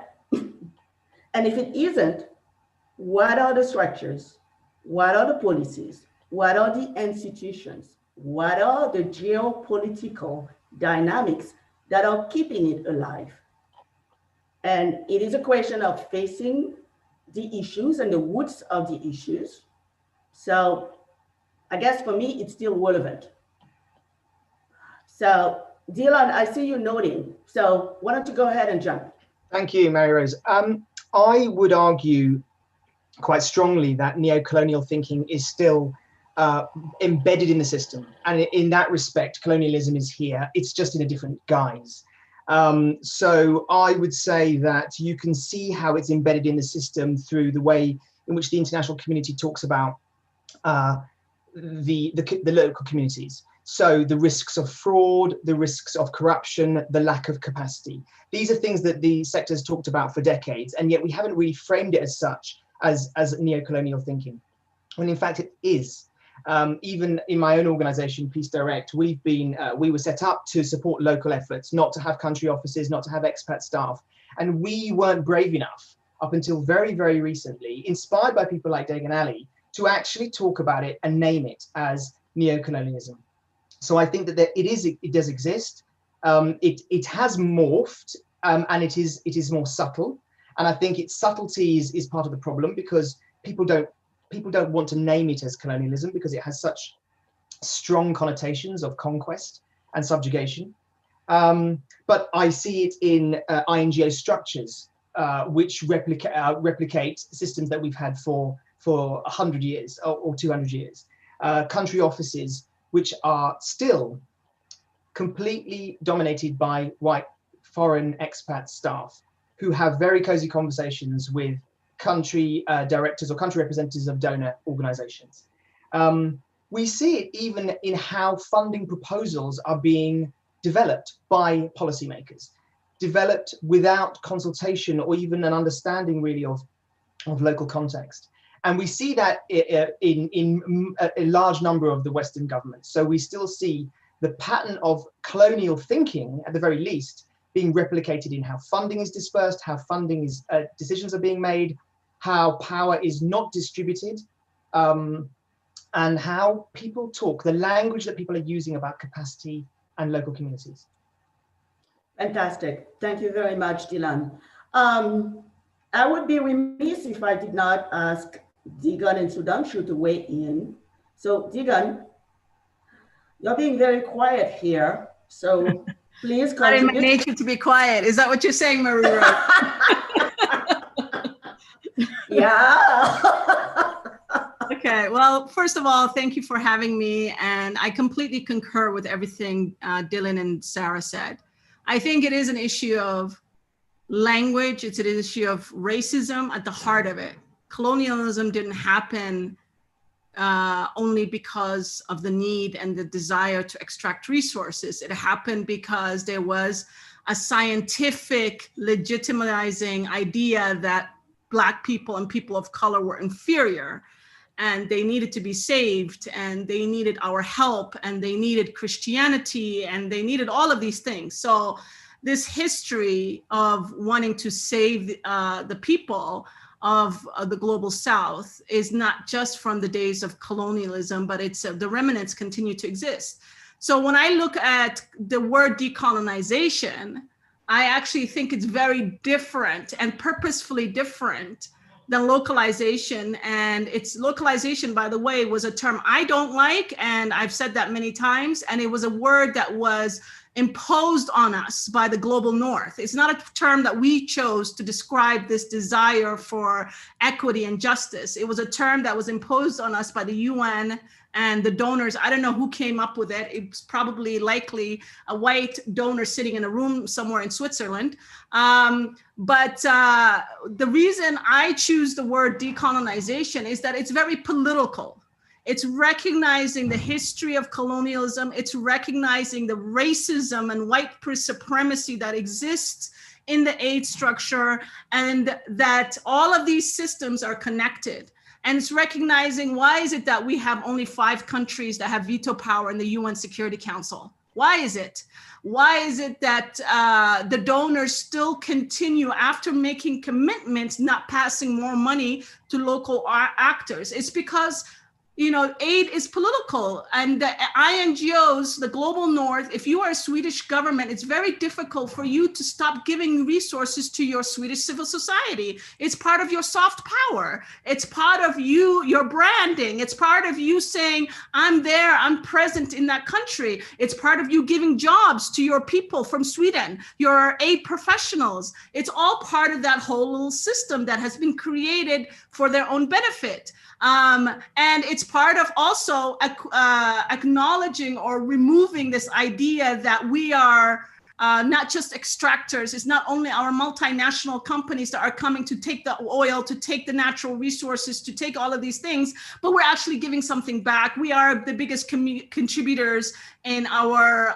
GDP to the global South. It's trying to basically whitewash a term that's also in itself racist, because we know the connotations it has. It's trying to whitewash their extractive neo-colonial policies that exist still in financial terms, in trade policies, and all of these other things that are purposely designed to keep us subjugated as the global South. So this is not just by happenstance, this is by design. And that's why, for me, the term decolonization, yes, we're sovereign, we're independent, we have Black people as presidents of Kenya or Somalia. We don't have these, we're not still under the yoke yoke of British colonialism, but we also have to recognize that we have that history of colonialism still impacting us in terms of debt, in terms of trade, in terms of financial autonomy, all of these things. So we can't just say that aid operates in isolation of the geopoliticals, the politics of everything. It's part and parcel of that. Okay, I think this is a lot of very good responses from our panelists. And Sudhanshu. Yes, thank you, Marie Rose. And one wonders what would one speak after once Deganelli has spoken and other co-panelists. But I'm an Indian, and India faced in slavery for many centuries. And during Industrial Revolution, all these industrial powers, India became one of the most favorite countries for them to colonize because it was very rich, whatever they were looking for. And after the centuries of struggle, we got independence in 1947. But I think, see, India is also a religious and a spiritual country, and we believe in rebirth. And I think this colonization has also taken rebirth. And once again, India has become one of the most favorite destinations for the new colonial powers, and that's aid agencies, international NGOs. And that's why local organizations, local actors like us feel highly threatened and marginalized once again within our own context. And this morning, this colonization, decolonization has become a hot topic again for the past few months. And this morning I was just reflecting that what could be the definition of colonization. And one definition I came across is colonialism is a practice of dominion which involves the subjugation of one people to another. And here we can change people to institutions or organizations. Another definition says, in modern sense, colonialism is a general description of the state of subjection, political, economic, and intellectual. Colonialism deprives a society of its freedom, and above all, it leaves its people intellectually and morally disoriented. And there are usually four characteristics of colonization: political and legal domination, economic and political dependence, exploitation, and racial and cultural inequality. And if you see, all of this now by and large exist in our aid industry. And while agreeing by and large with what Deganelli said, what I feel that today's racial discrimination, racism has moved beyond the color of skin. Now we have, I don't know if you have read the novel of a book of William Dalrymple, The White Mughals. And now today's aid industry has created new set of white Mughals. And these are the people of our own nationality within our own countries. See, when East India Company ruled over us, they didn't rule because they outnumbered Indians. They could rule over us because they hired Indians to rule over Indians. And the same is happening now. And now this is used as a very smart logic that now see, we have only Indians in our country office. So it's a very Indianized office. But there are two elements to that: hardware and software. Hardware may be funding, no? But software, which is culture, norm, policies, due diligence process, etc., everything is still defined, determined by the former colonial power or new colonial power for us. And that's why we are extremely marginalized. We have lost our own freedom, sovereignty within our own country. But before we blame colonial power, we have to take blame on ourselves too.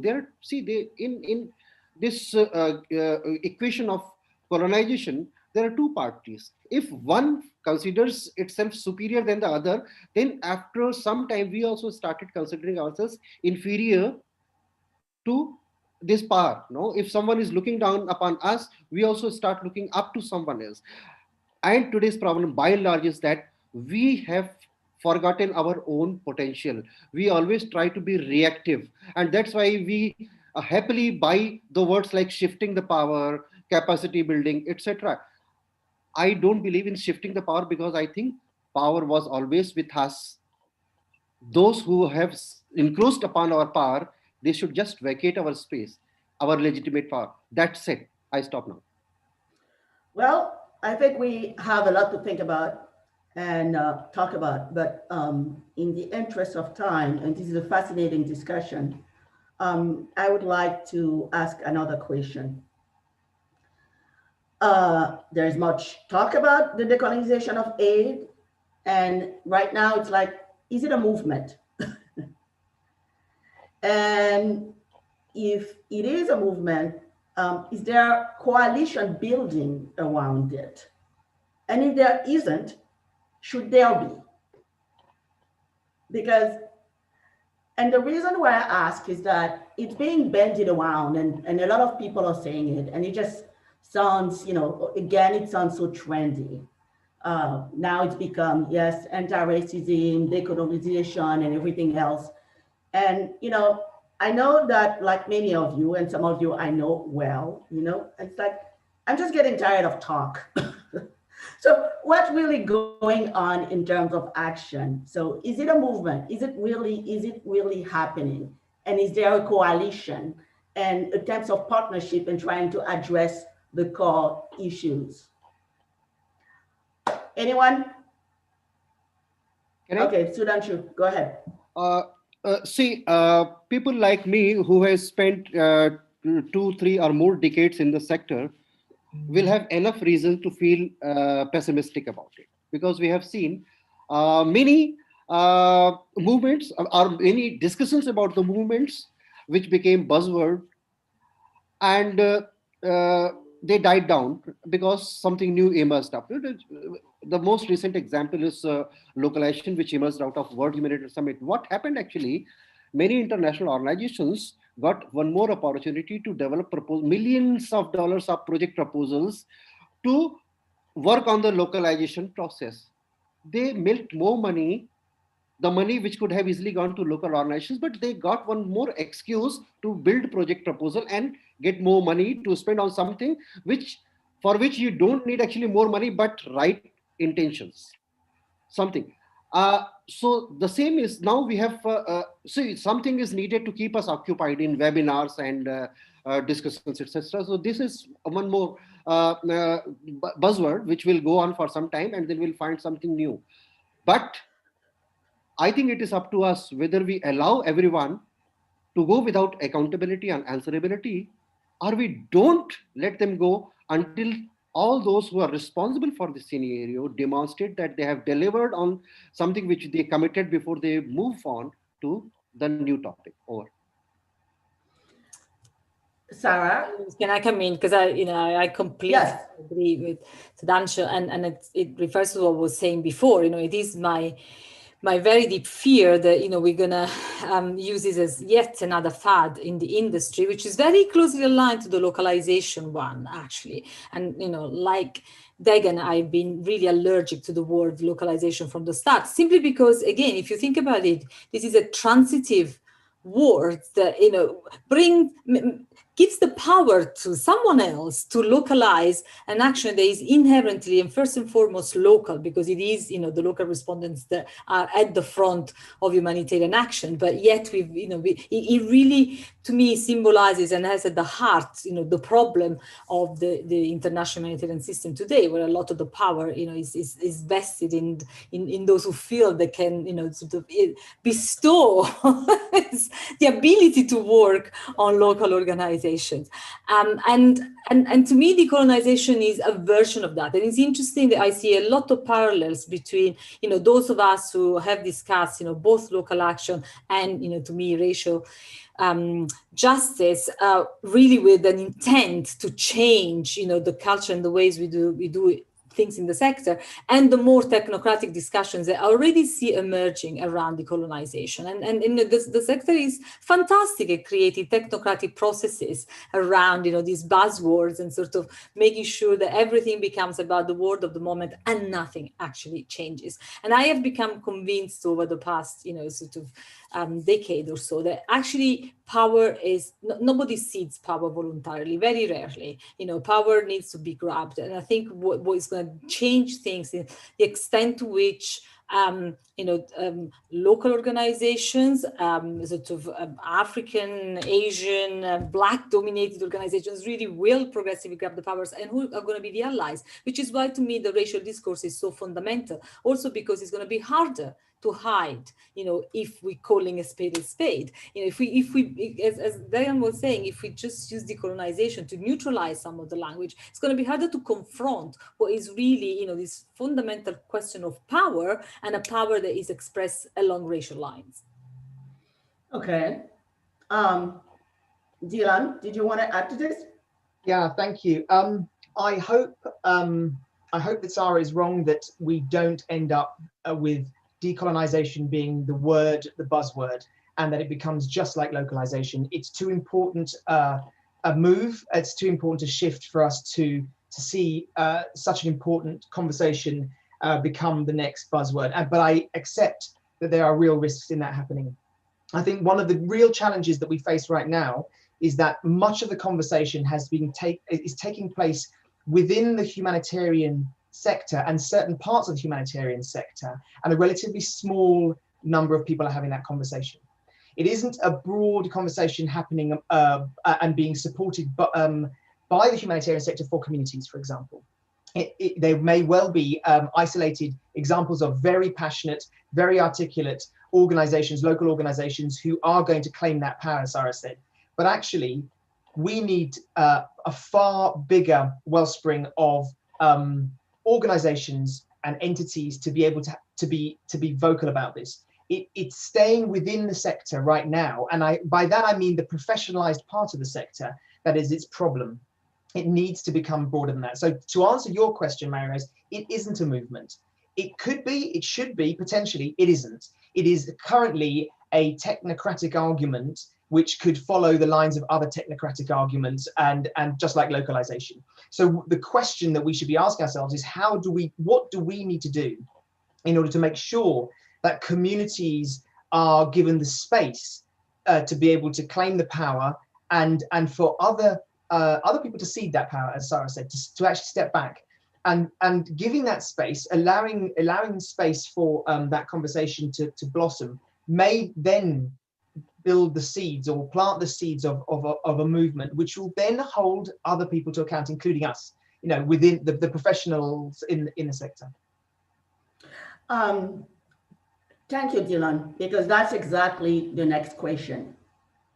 We can discuss, we can debate, we can expose, we can talk about the hypocrisy, the smoke and mirror. The bottom line is that what can we do to address the structural issue? What can we do to really, what are some of the concrete actions? And before we go all pessimistic and everything else, I would like people to just comment, have there been some concrete steps? Are there, beyond these concrete steps, some of it, has it worked? And what hasn't worked? And what else do we need to do? What can we do? And how can we come together to make this happen, as opposed to being yet, as we talk about, like another technocratic exercise that leads to nowhere except to some fundraising, grand plan that really doesn't really address the power imbalances that are inherent to our sector. So, anybody would like to start?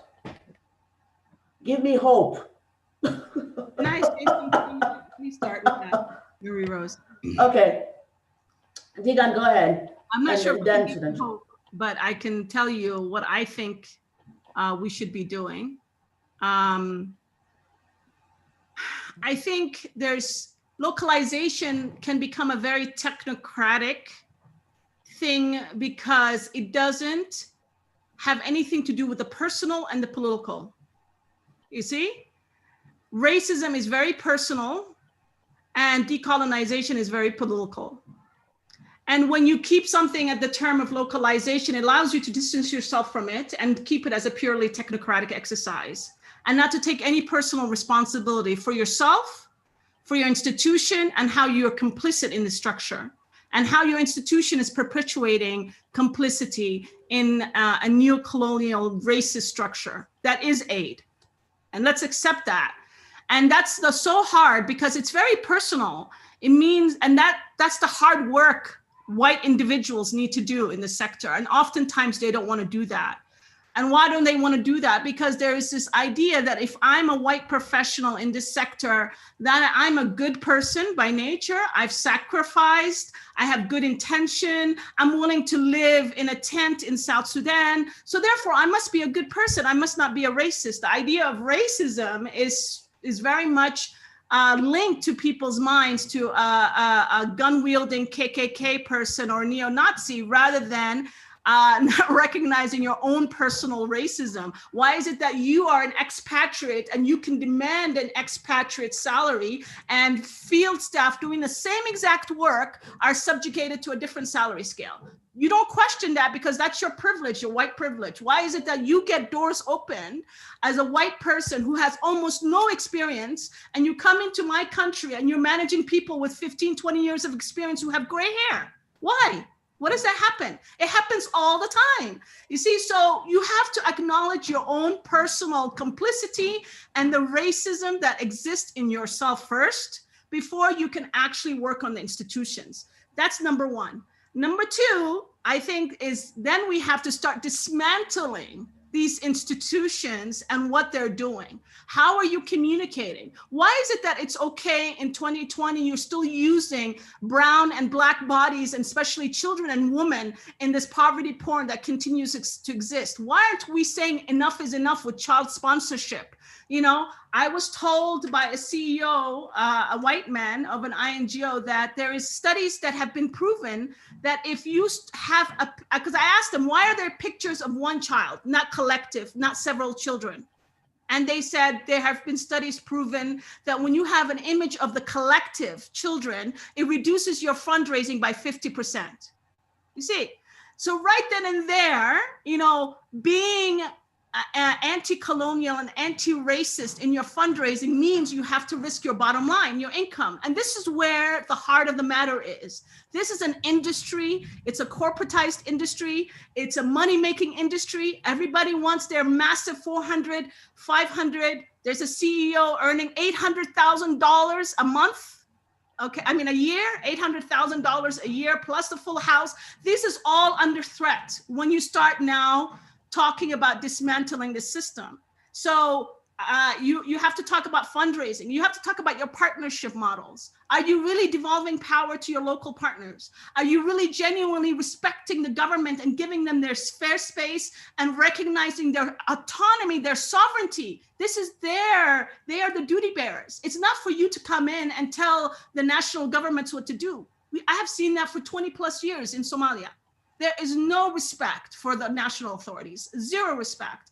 So yes, some could say we are part of the problem. And that's the third thing I would like to talk about, is what we need to do as Black and brown people. We need to stop begging and asking for the system to change. And we need to start changing our own institutions and stop being professional beggars, putting resources together, collective resource fundraising, local philanthropy, changing our governments, working to change our regional institutions like the AU, like ASEAN, trying to change our national governments to be more proactive, to demonstrate more independence. This is what we need to start doing. We just can't wait for the Northerners to change anymore. We need to grab the bull by the horn, take power back, and start working on our own selves, our own complicity as Black and brown people, because it's very hard once you participate in the system and you are become tokenized and you're taking as the country director, as a regional director, and you're a Black person. How do you give up that $10,000 a month job and start questioning the system? It's very hard.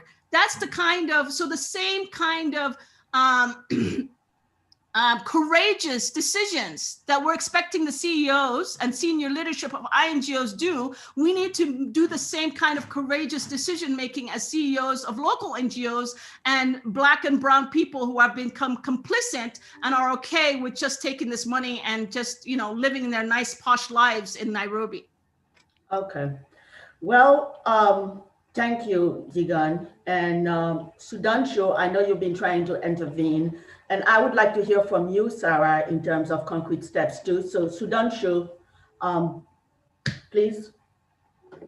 Okay, thank you. I think the problem if we are trying to deal with this colonization and we're trying for decolonization, the first thing is that we need to think the very reason of existence of us as humanitarian and development worker.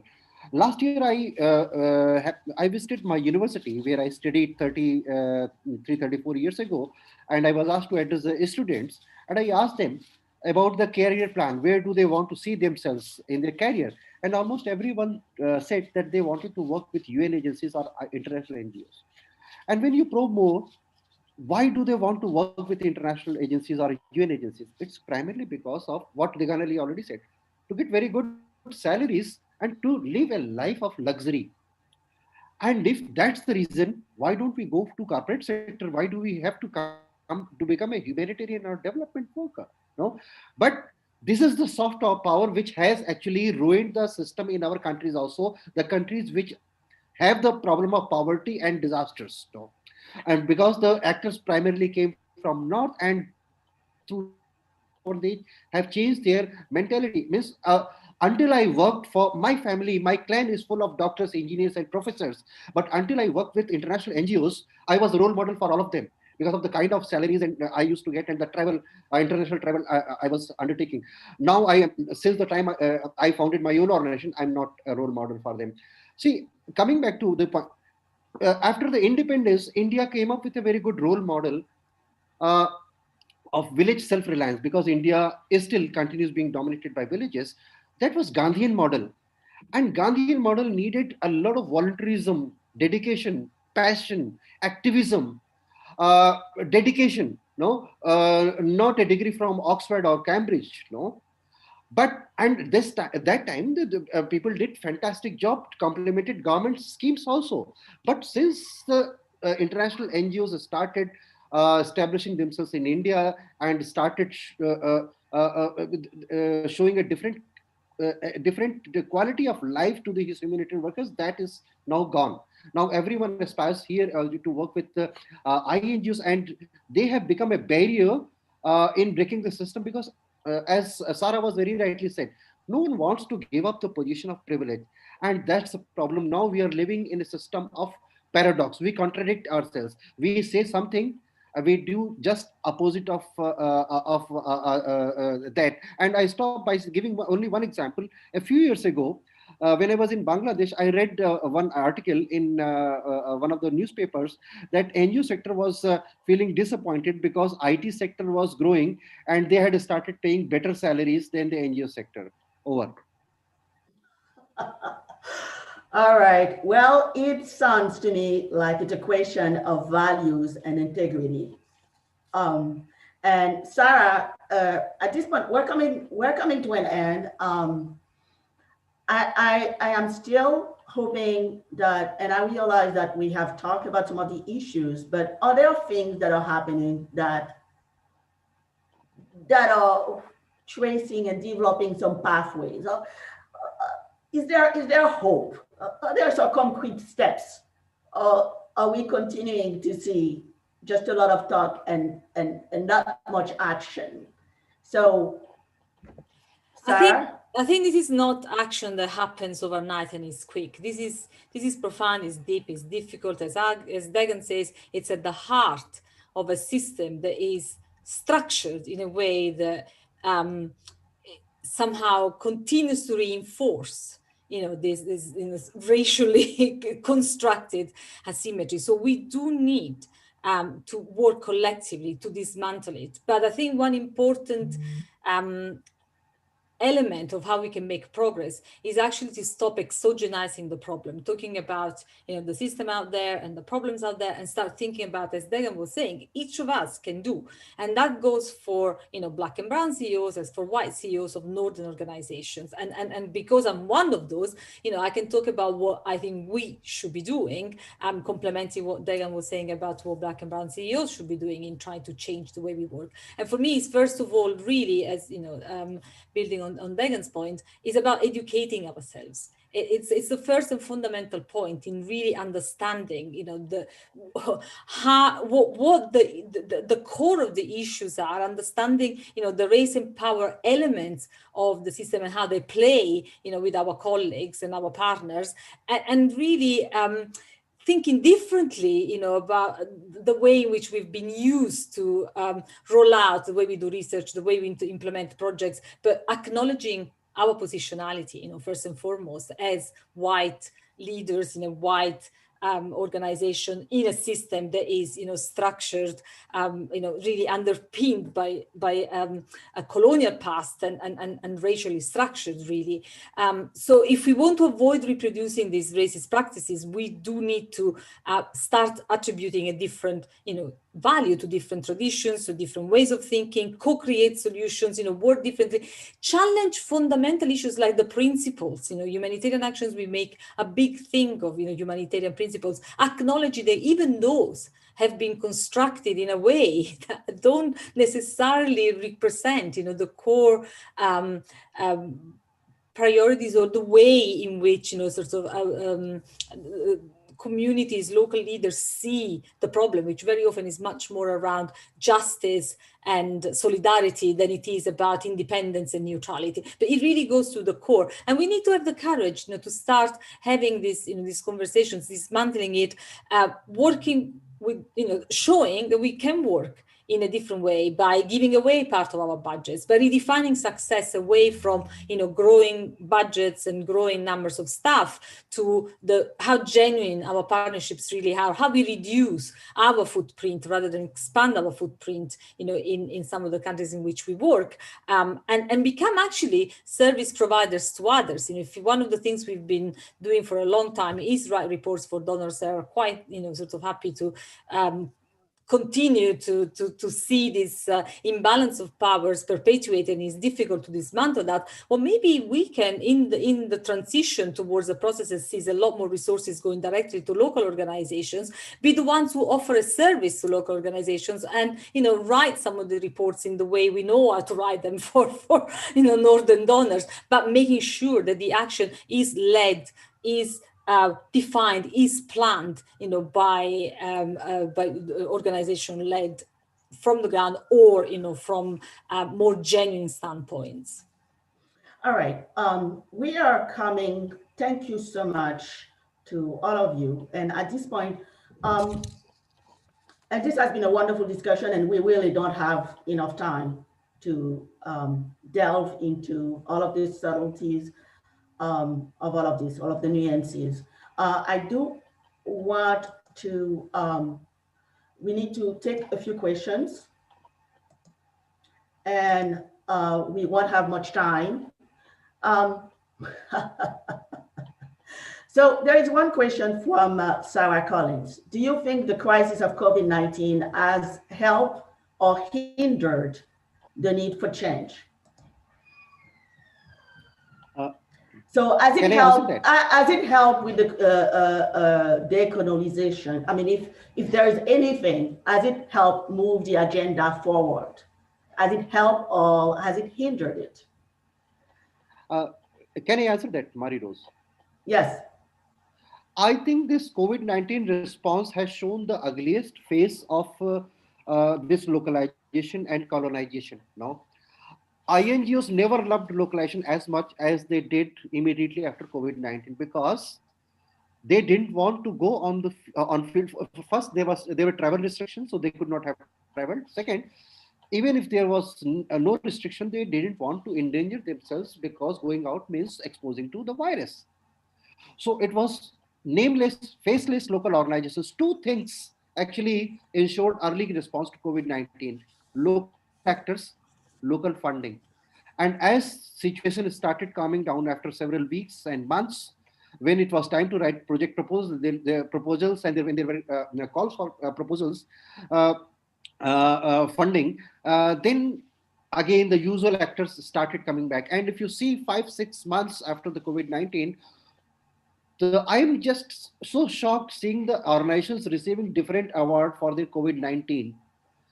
I'm shocked because it's all those organizations which worked through their local partners without giving them enough even insurance cover. And even if you see the first GHRP, the first draft didn't even talk about evacuation of local actors. And they were the only workers on the ground at that point in time. So what if these people die? And if they die, a local worker, even after working 20-30 years in the sector, even if this local actor dies, he or she leaves nothing for his family. There is no social security for local actors who are working on the security of others. This has shown the ugliest form, and all those who take it as a credit should come up with some examples, no? And we have to actually shame them that why some human lives are cheaper for you than the other lives. We need to do a little more study, and we need to shame a little more actors on this. All right. Well, I think we have a lot of different questions, and one of the questions is what, and we need to wrap up. So one of the questions is that what is the role of the Global North in all of that? What can they do? As we need to wrap up, I mean, first of all, I want to thank everyone for their contributions and their commitment and the way they've addressed all of this in a very direct and unvarnished way, which is really what we need. So very quickly, a last word of advice, word of, in terms of next step, what do we need to do? Whether we're talking about the Global North, whether we're talking about the Global South, what do we need to do in terms of making some progress in the right direction and in a way that is not superficial? Anybody? Yeah, could I just jump in there? So just some quick thoughts on that. First, for those organizations in the Global North, as Deegan said, we've got to decolonize our own thinking. I think we are part of this system, and we have to think about how we use our language and how we have to reframe some of the way in which we see the world. And that's not easy. Those are difficult conversations that we have to have with ourselves, actually, before we even have them with anyone else. And I think humanitarians come into this sector for the best of reasons. So the idea that they might be unintentionally doing harm, it offends them. It feels wrong to them. But actually, we have to start having that conversation. Second thing is we have to start decolonizing our own organizations. And I'm talking about my own organization, Peace Direct, and others in the Global North who have the best intentions. How are we perpetuating a system that is unjust right now? And that we are huge hypocrites if we don't look at our own organizations and preach about others. So my call to my colleagues and other organizations is, what can we do for our own organizations? I'm trying to do that for mine. Let's start working with our own organizations. And the third thing is, if you are a Global North organization working with local organizations and local partners and local communities, give them space to ask the difficult questions of you. Allow them the space to challenge you about the things that you are doing wrong, because we don't often do that, and we don't like hearing the answer. If we could start that conversation, then we could start broadening out, but we have to at least start the conversation with those who we purport to serve or assist. Thank you so much, Dylan. Anybody else? Maybe I can just build on Dylan. There was a question in the chat asking, explicitly what ODI can do to decolonize, and it's exactly what Dylan is saying. It's a hard and difficult conversation internally with our organizations, because it's not easy to bring everyone on a journey where your organization, in my case, for 60 years, has worked in a certain way. So they're not externally may look like nothing is happening, but internally we need to really have the courage and the determination determination to drive, the change within the organization. And, for my organization, it means doing research differently. We are a think tank. We do research. We do research that I find fundamentally extractive, deeply extractive, in a way that is, again, reinforces, the structural injustices that exist.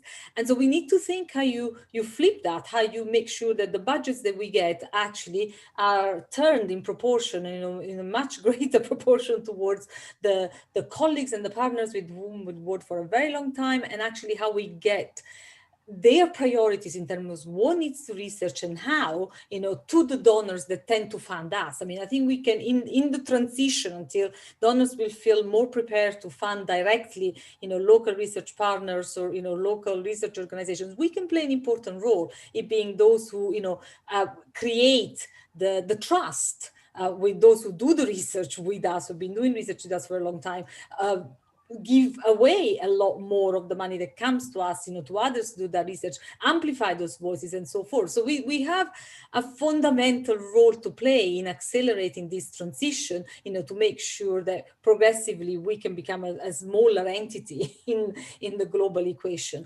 But these are difficult conversations internally as well, because, of course, not everyone is comfortable in giving up power. Marinus, can I? Yes. Marinus, Yes, can I add one more short point? See, one thing is that this, what I want to say, this colonial tendency or mentality is very clever to adapt, because again, what I go back to Sarah, that no one wants to willingly give up the power. So how to retain power? Different tactics are being invented. For example, in India, there was hegemony of northern organizations once they brought funding to India. So money brings power to you. But now India gets very little foreign funding because there is enough in India. But still, INGOs continue dominating the sector because using their money power, they captured all the domestic fundraising resources. They have the best brand ambassador from Bollywood advertising them. They have millions to spend on television ads. Ad program. So they have captured domestic market also. So that's why anyway, they ruled us, controlled us when they brought money. They are controlling us. Even the money is very much our own domestic money. So what we need to do, I think we need to start putting pressure that even if you have localized your office, you are not local because you didn't start from scratch. So stop our fundraising space for us. That's number one. Number two, decoupling this soft power. We have to start believing on our own traditions, cultures, and most of the international NGOs are 50 or 60 years old, originated after First or Second World War. But disasters are as old as this earth is, no? And all of us had some system. So we need to go back to our own culture and value-based systems. And number three, now instead of being reactive to whatever comes from North, we have to focus more on South-South cooperation. We have to strengthen South-South cooperation a lot more, and then move from South-South to triangular, South-South and triangular cooperation. Over.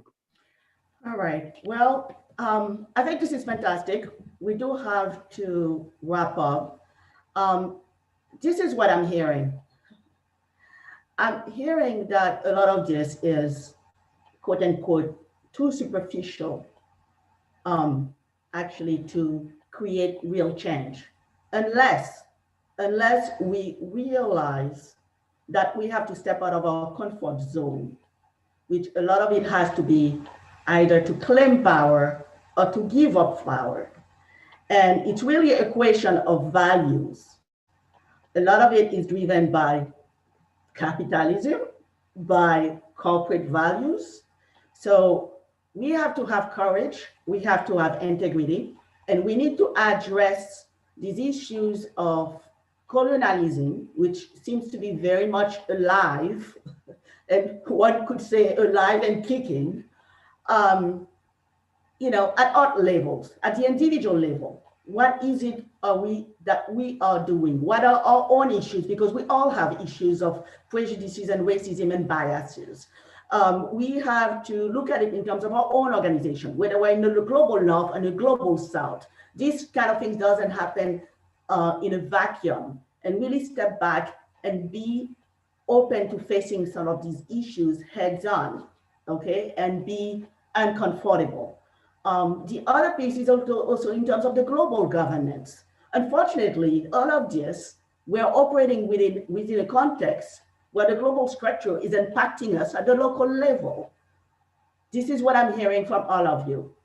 So at that point, you know, I really want to thank each and every one of you. It's been really a pleasure and a privilege. Thank you so much.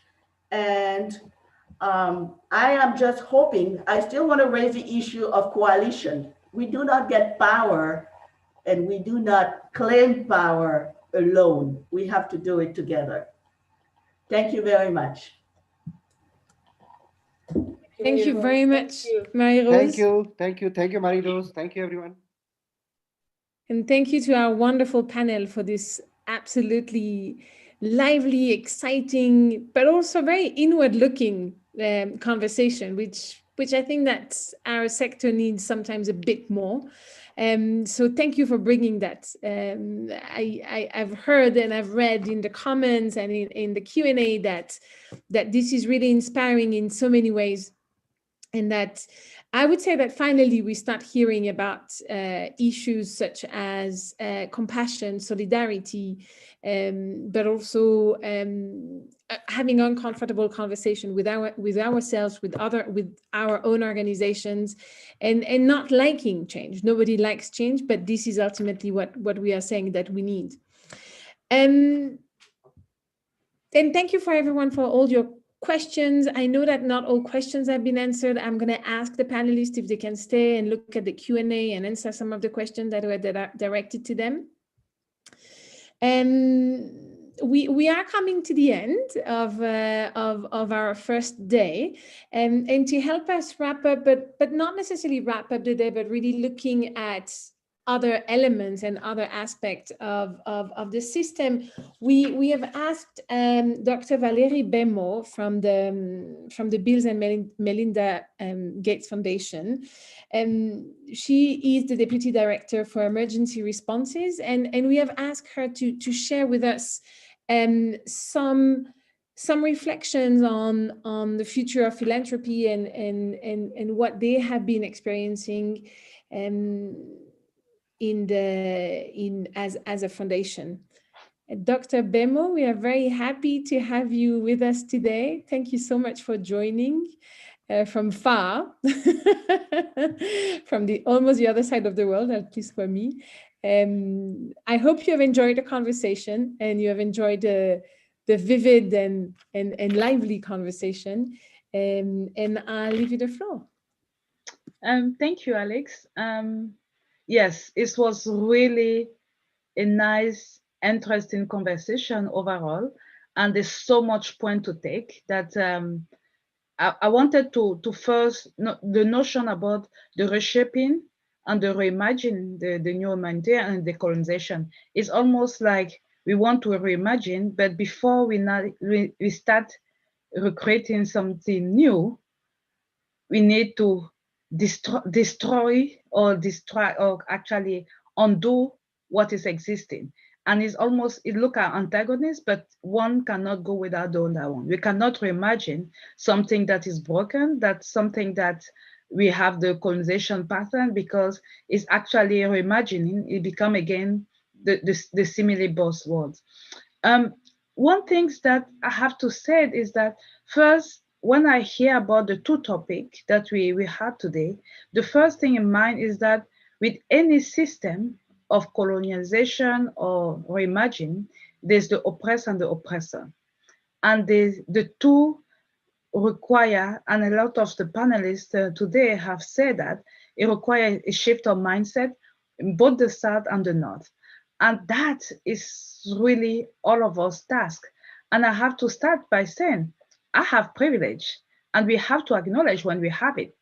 And in a lot of organizations, UN, Foundation, there's a lot of people from the South, but what we can do as people from the South to not be part of the system, as Degan mentioned earlier, to not be the one benefiting only, but also be insiders to change the system.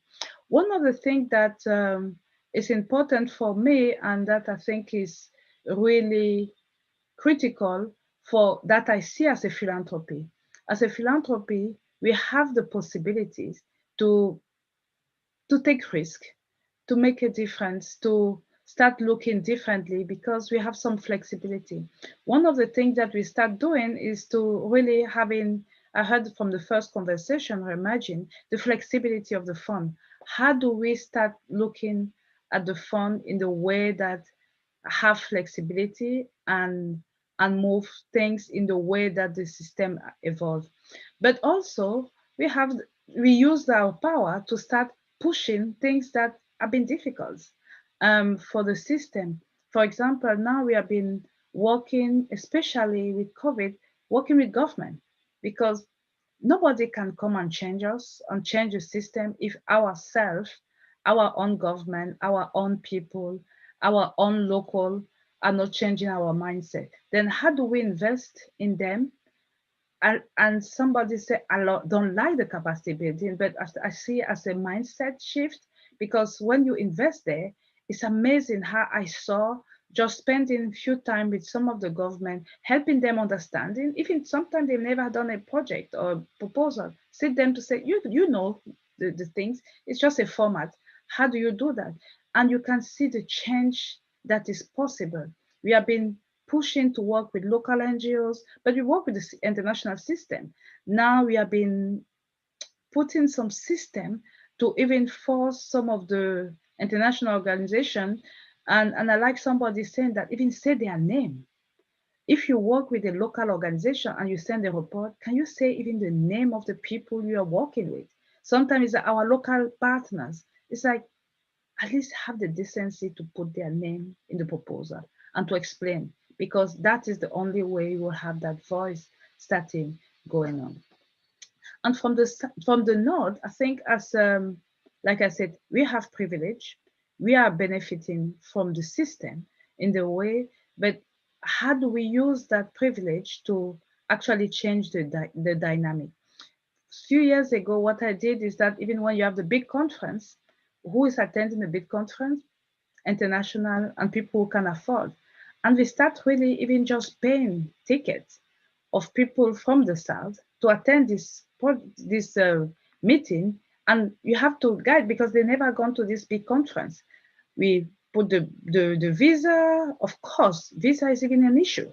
If you organize something in Geneva, how many people from the South can have a Schengen visa to get there? If you organize in the US, you know how difficult it is even to get a visa. Then how do we start actually helping some of them to be at the table, not be the subject of the menu of the discussion, but how do we make sure that they are at the table and we stop talking about them as a victim or beneficiaries, but we start looking at them as like they, like all of us, have their brain, love their kids, want the best for themselves. How do we put them at the center of the table? How do we make sure that they actually can conduct their own life and we are here to just support them, but not making decisions on their behalf? There's so much packed, but we have the opportunity to actually looking at how do we as organization, but also how as a local organization, as a local government, as a thing, how do you have to force to take their seat? You have to take the seat. If you are not at the table, you will not eat. You become a menu. How do you take the seat? And our government have a lot of work to do to bring that, because when you have the coordination mechanisms, officially it's led by the government, but in reality it's led by the UN who are behind. And who sit at the meeting? The government and the international. They barely invite the local. How do we start creating that? I think there's so much pieces that are coming from this day discussion, and it's so rich, and I'm so glad that we have this conversation, because we cannot move forward to imagine something that is broken, and because at the end it will be just a patching on existing failure, and that will not change the system. And having both conversations was so interesting today. And I'm so glad I could actually be part of this conversation and help thinking about how we as a Bill and Melinda Gates Foundation, that we also have this hard conversation. We just had last week a decolonization conversation. That was shocking for a lot of people because they don't see themselves as colonial, but because they feel like I'm doing this because I love people, but it's more the whole system is colonial, and we have to have this tough conversation. Then I'm glad we are taking this, and I'm looking forward for the discussion tomorrow about how the different group will come. We have to stop talking. We have to come with concrete, simple, mini step, but we need the change to happen, and we can start today. Thank you, everybody. Thank you so much, Dr. Bemo, for joining us, for your words, for helping us to sort of digest the day, I would say, because it was an intense 2.5 hours of conversation from very passionate, knowledgeable, but also visionary partners that we are very privileged to work with. So thanks a lot for joining and for providing your perspective and sharing a bit also what's happening at the Gates Foundation. And we are coming to close the day. We are just on time. I was reminded that we were getting a bit late, so I'm going to be very short. We wanted to share some messages and some tweets and some questions that were asked today. We don't want to keep you waiting, so I think that all the questions, you were able to see them. We had some very vivid conversation, and what I really take away is that we didn't talk at all about compliance, reporting, standards, but we talked about compassion, solidarity, inward looking. And I think that this is really an interesting perspective and way to move forward the conversation, where it becomes less technical, but it becomes really what it is about human beings and people. So thank you for bringing that conversation. For tomorrow, before I go to tomorrow, I will ask my colleague Rawad to share a little poll that we would like you to answer. It's really simple questions, but just to get a bit of sense of where you are and how it has been for you so far. So you have the poll, it's in front of you. It's quite simple. You have the questions. Take the time to answer them. Please answer it. It's really going to help us to sort of figure out where we are and what we can improve as well, because it's always about learning and improving. So tomorrow, please join us. We're going to have another really exciting conversation around what we could frame around coordination or local leadership. And I think that this is really also what the two conversations of today are leading us to. So it's the same link. So it's easy. We made it easy for you. Same link. And then don't forget, we have breakout sessions. So the breakout sessions, they are not mini Q&As or mini panels or plenary. They are really a moment for you attendees, participants, to share your perspective, to have conversation among yourselves.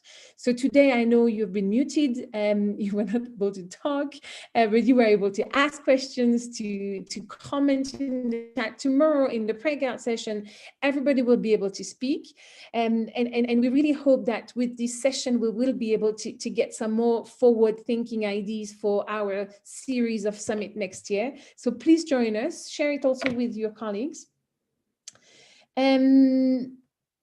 We are going to close, as we are closing the poll in a few minutes.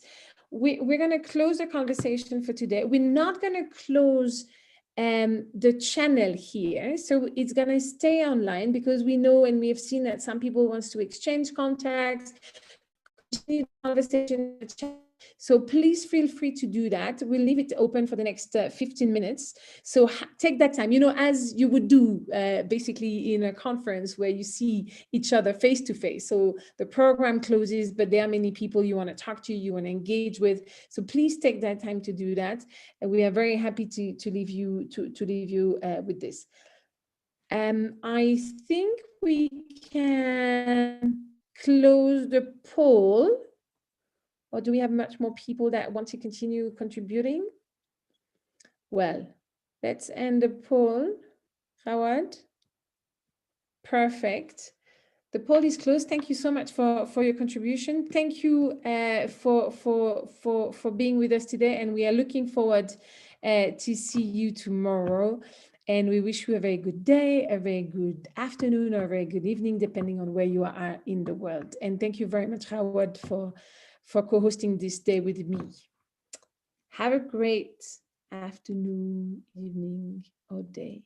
Thank you. Thank you, everyone. See you tomorrow morning, or afternoon, or evening. Thank you.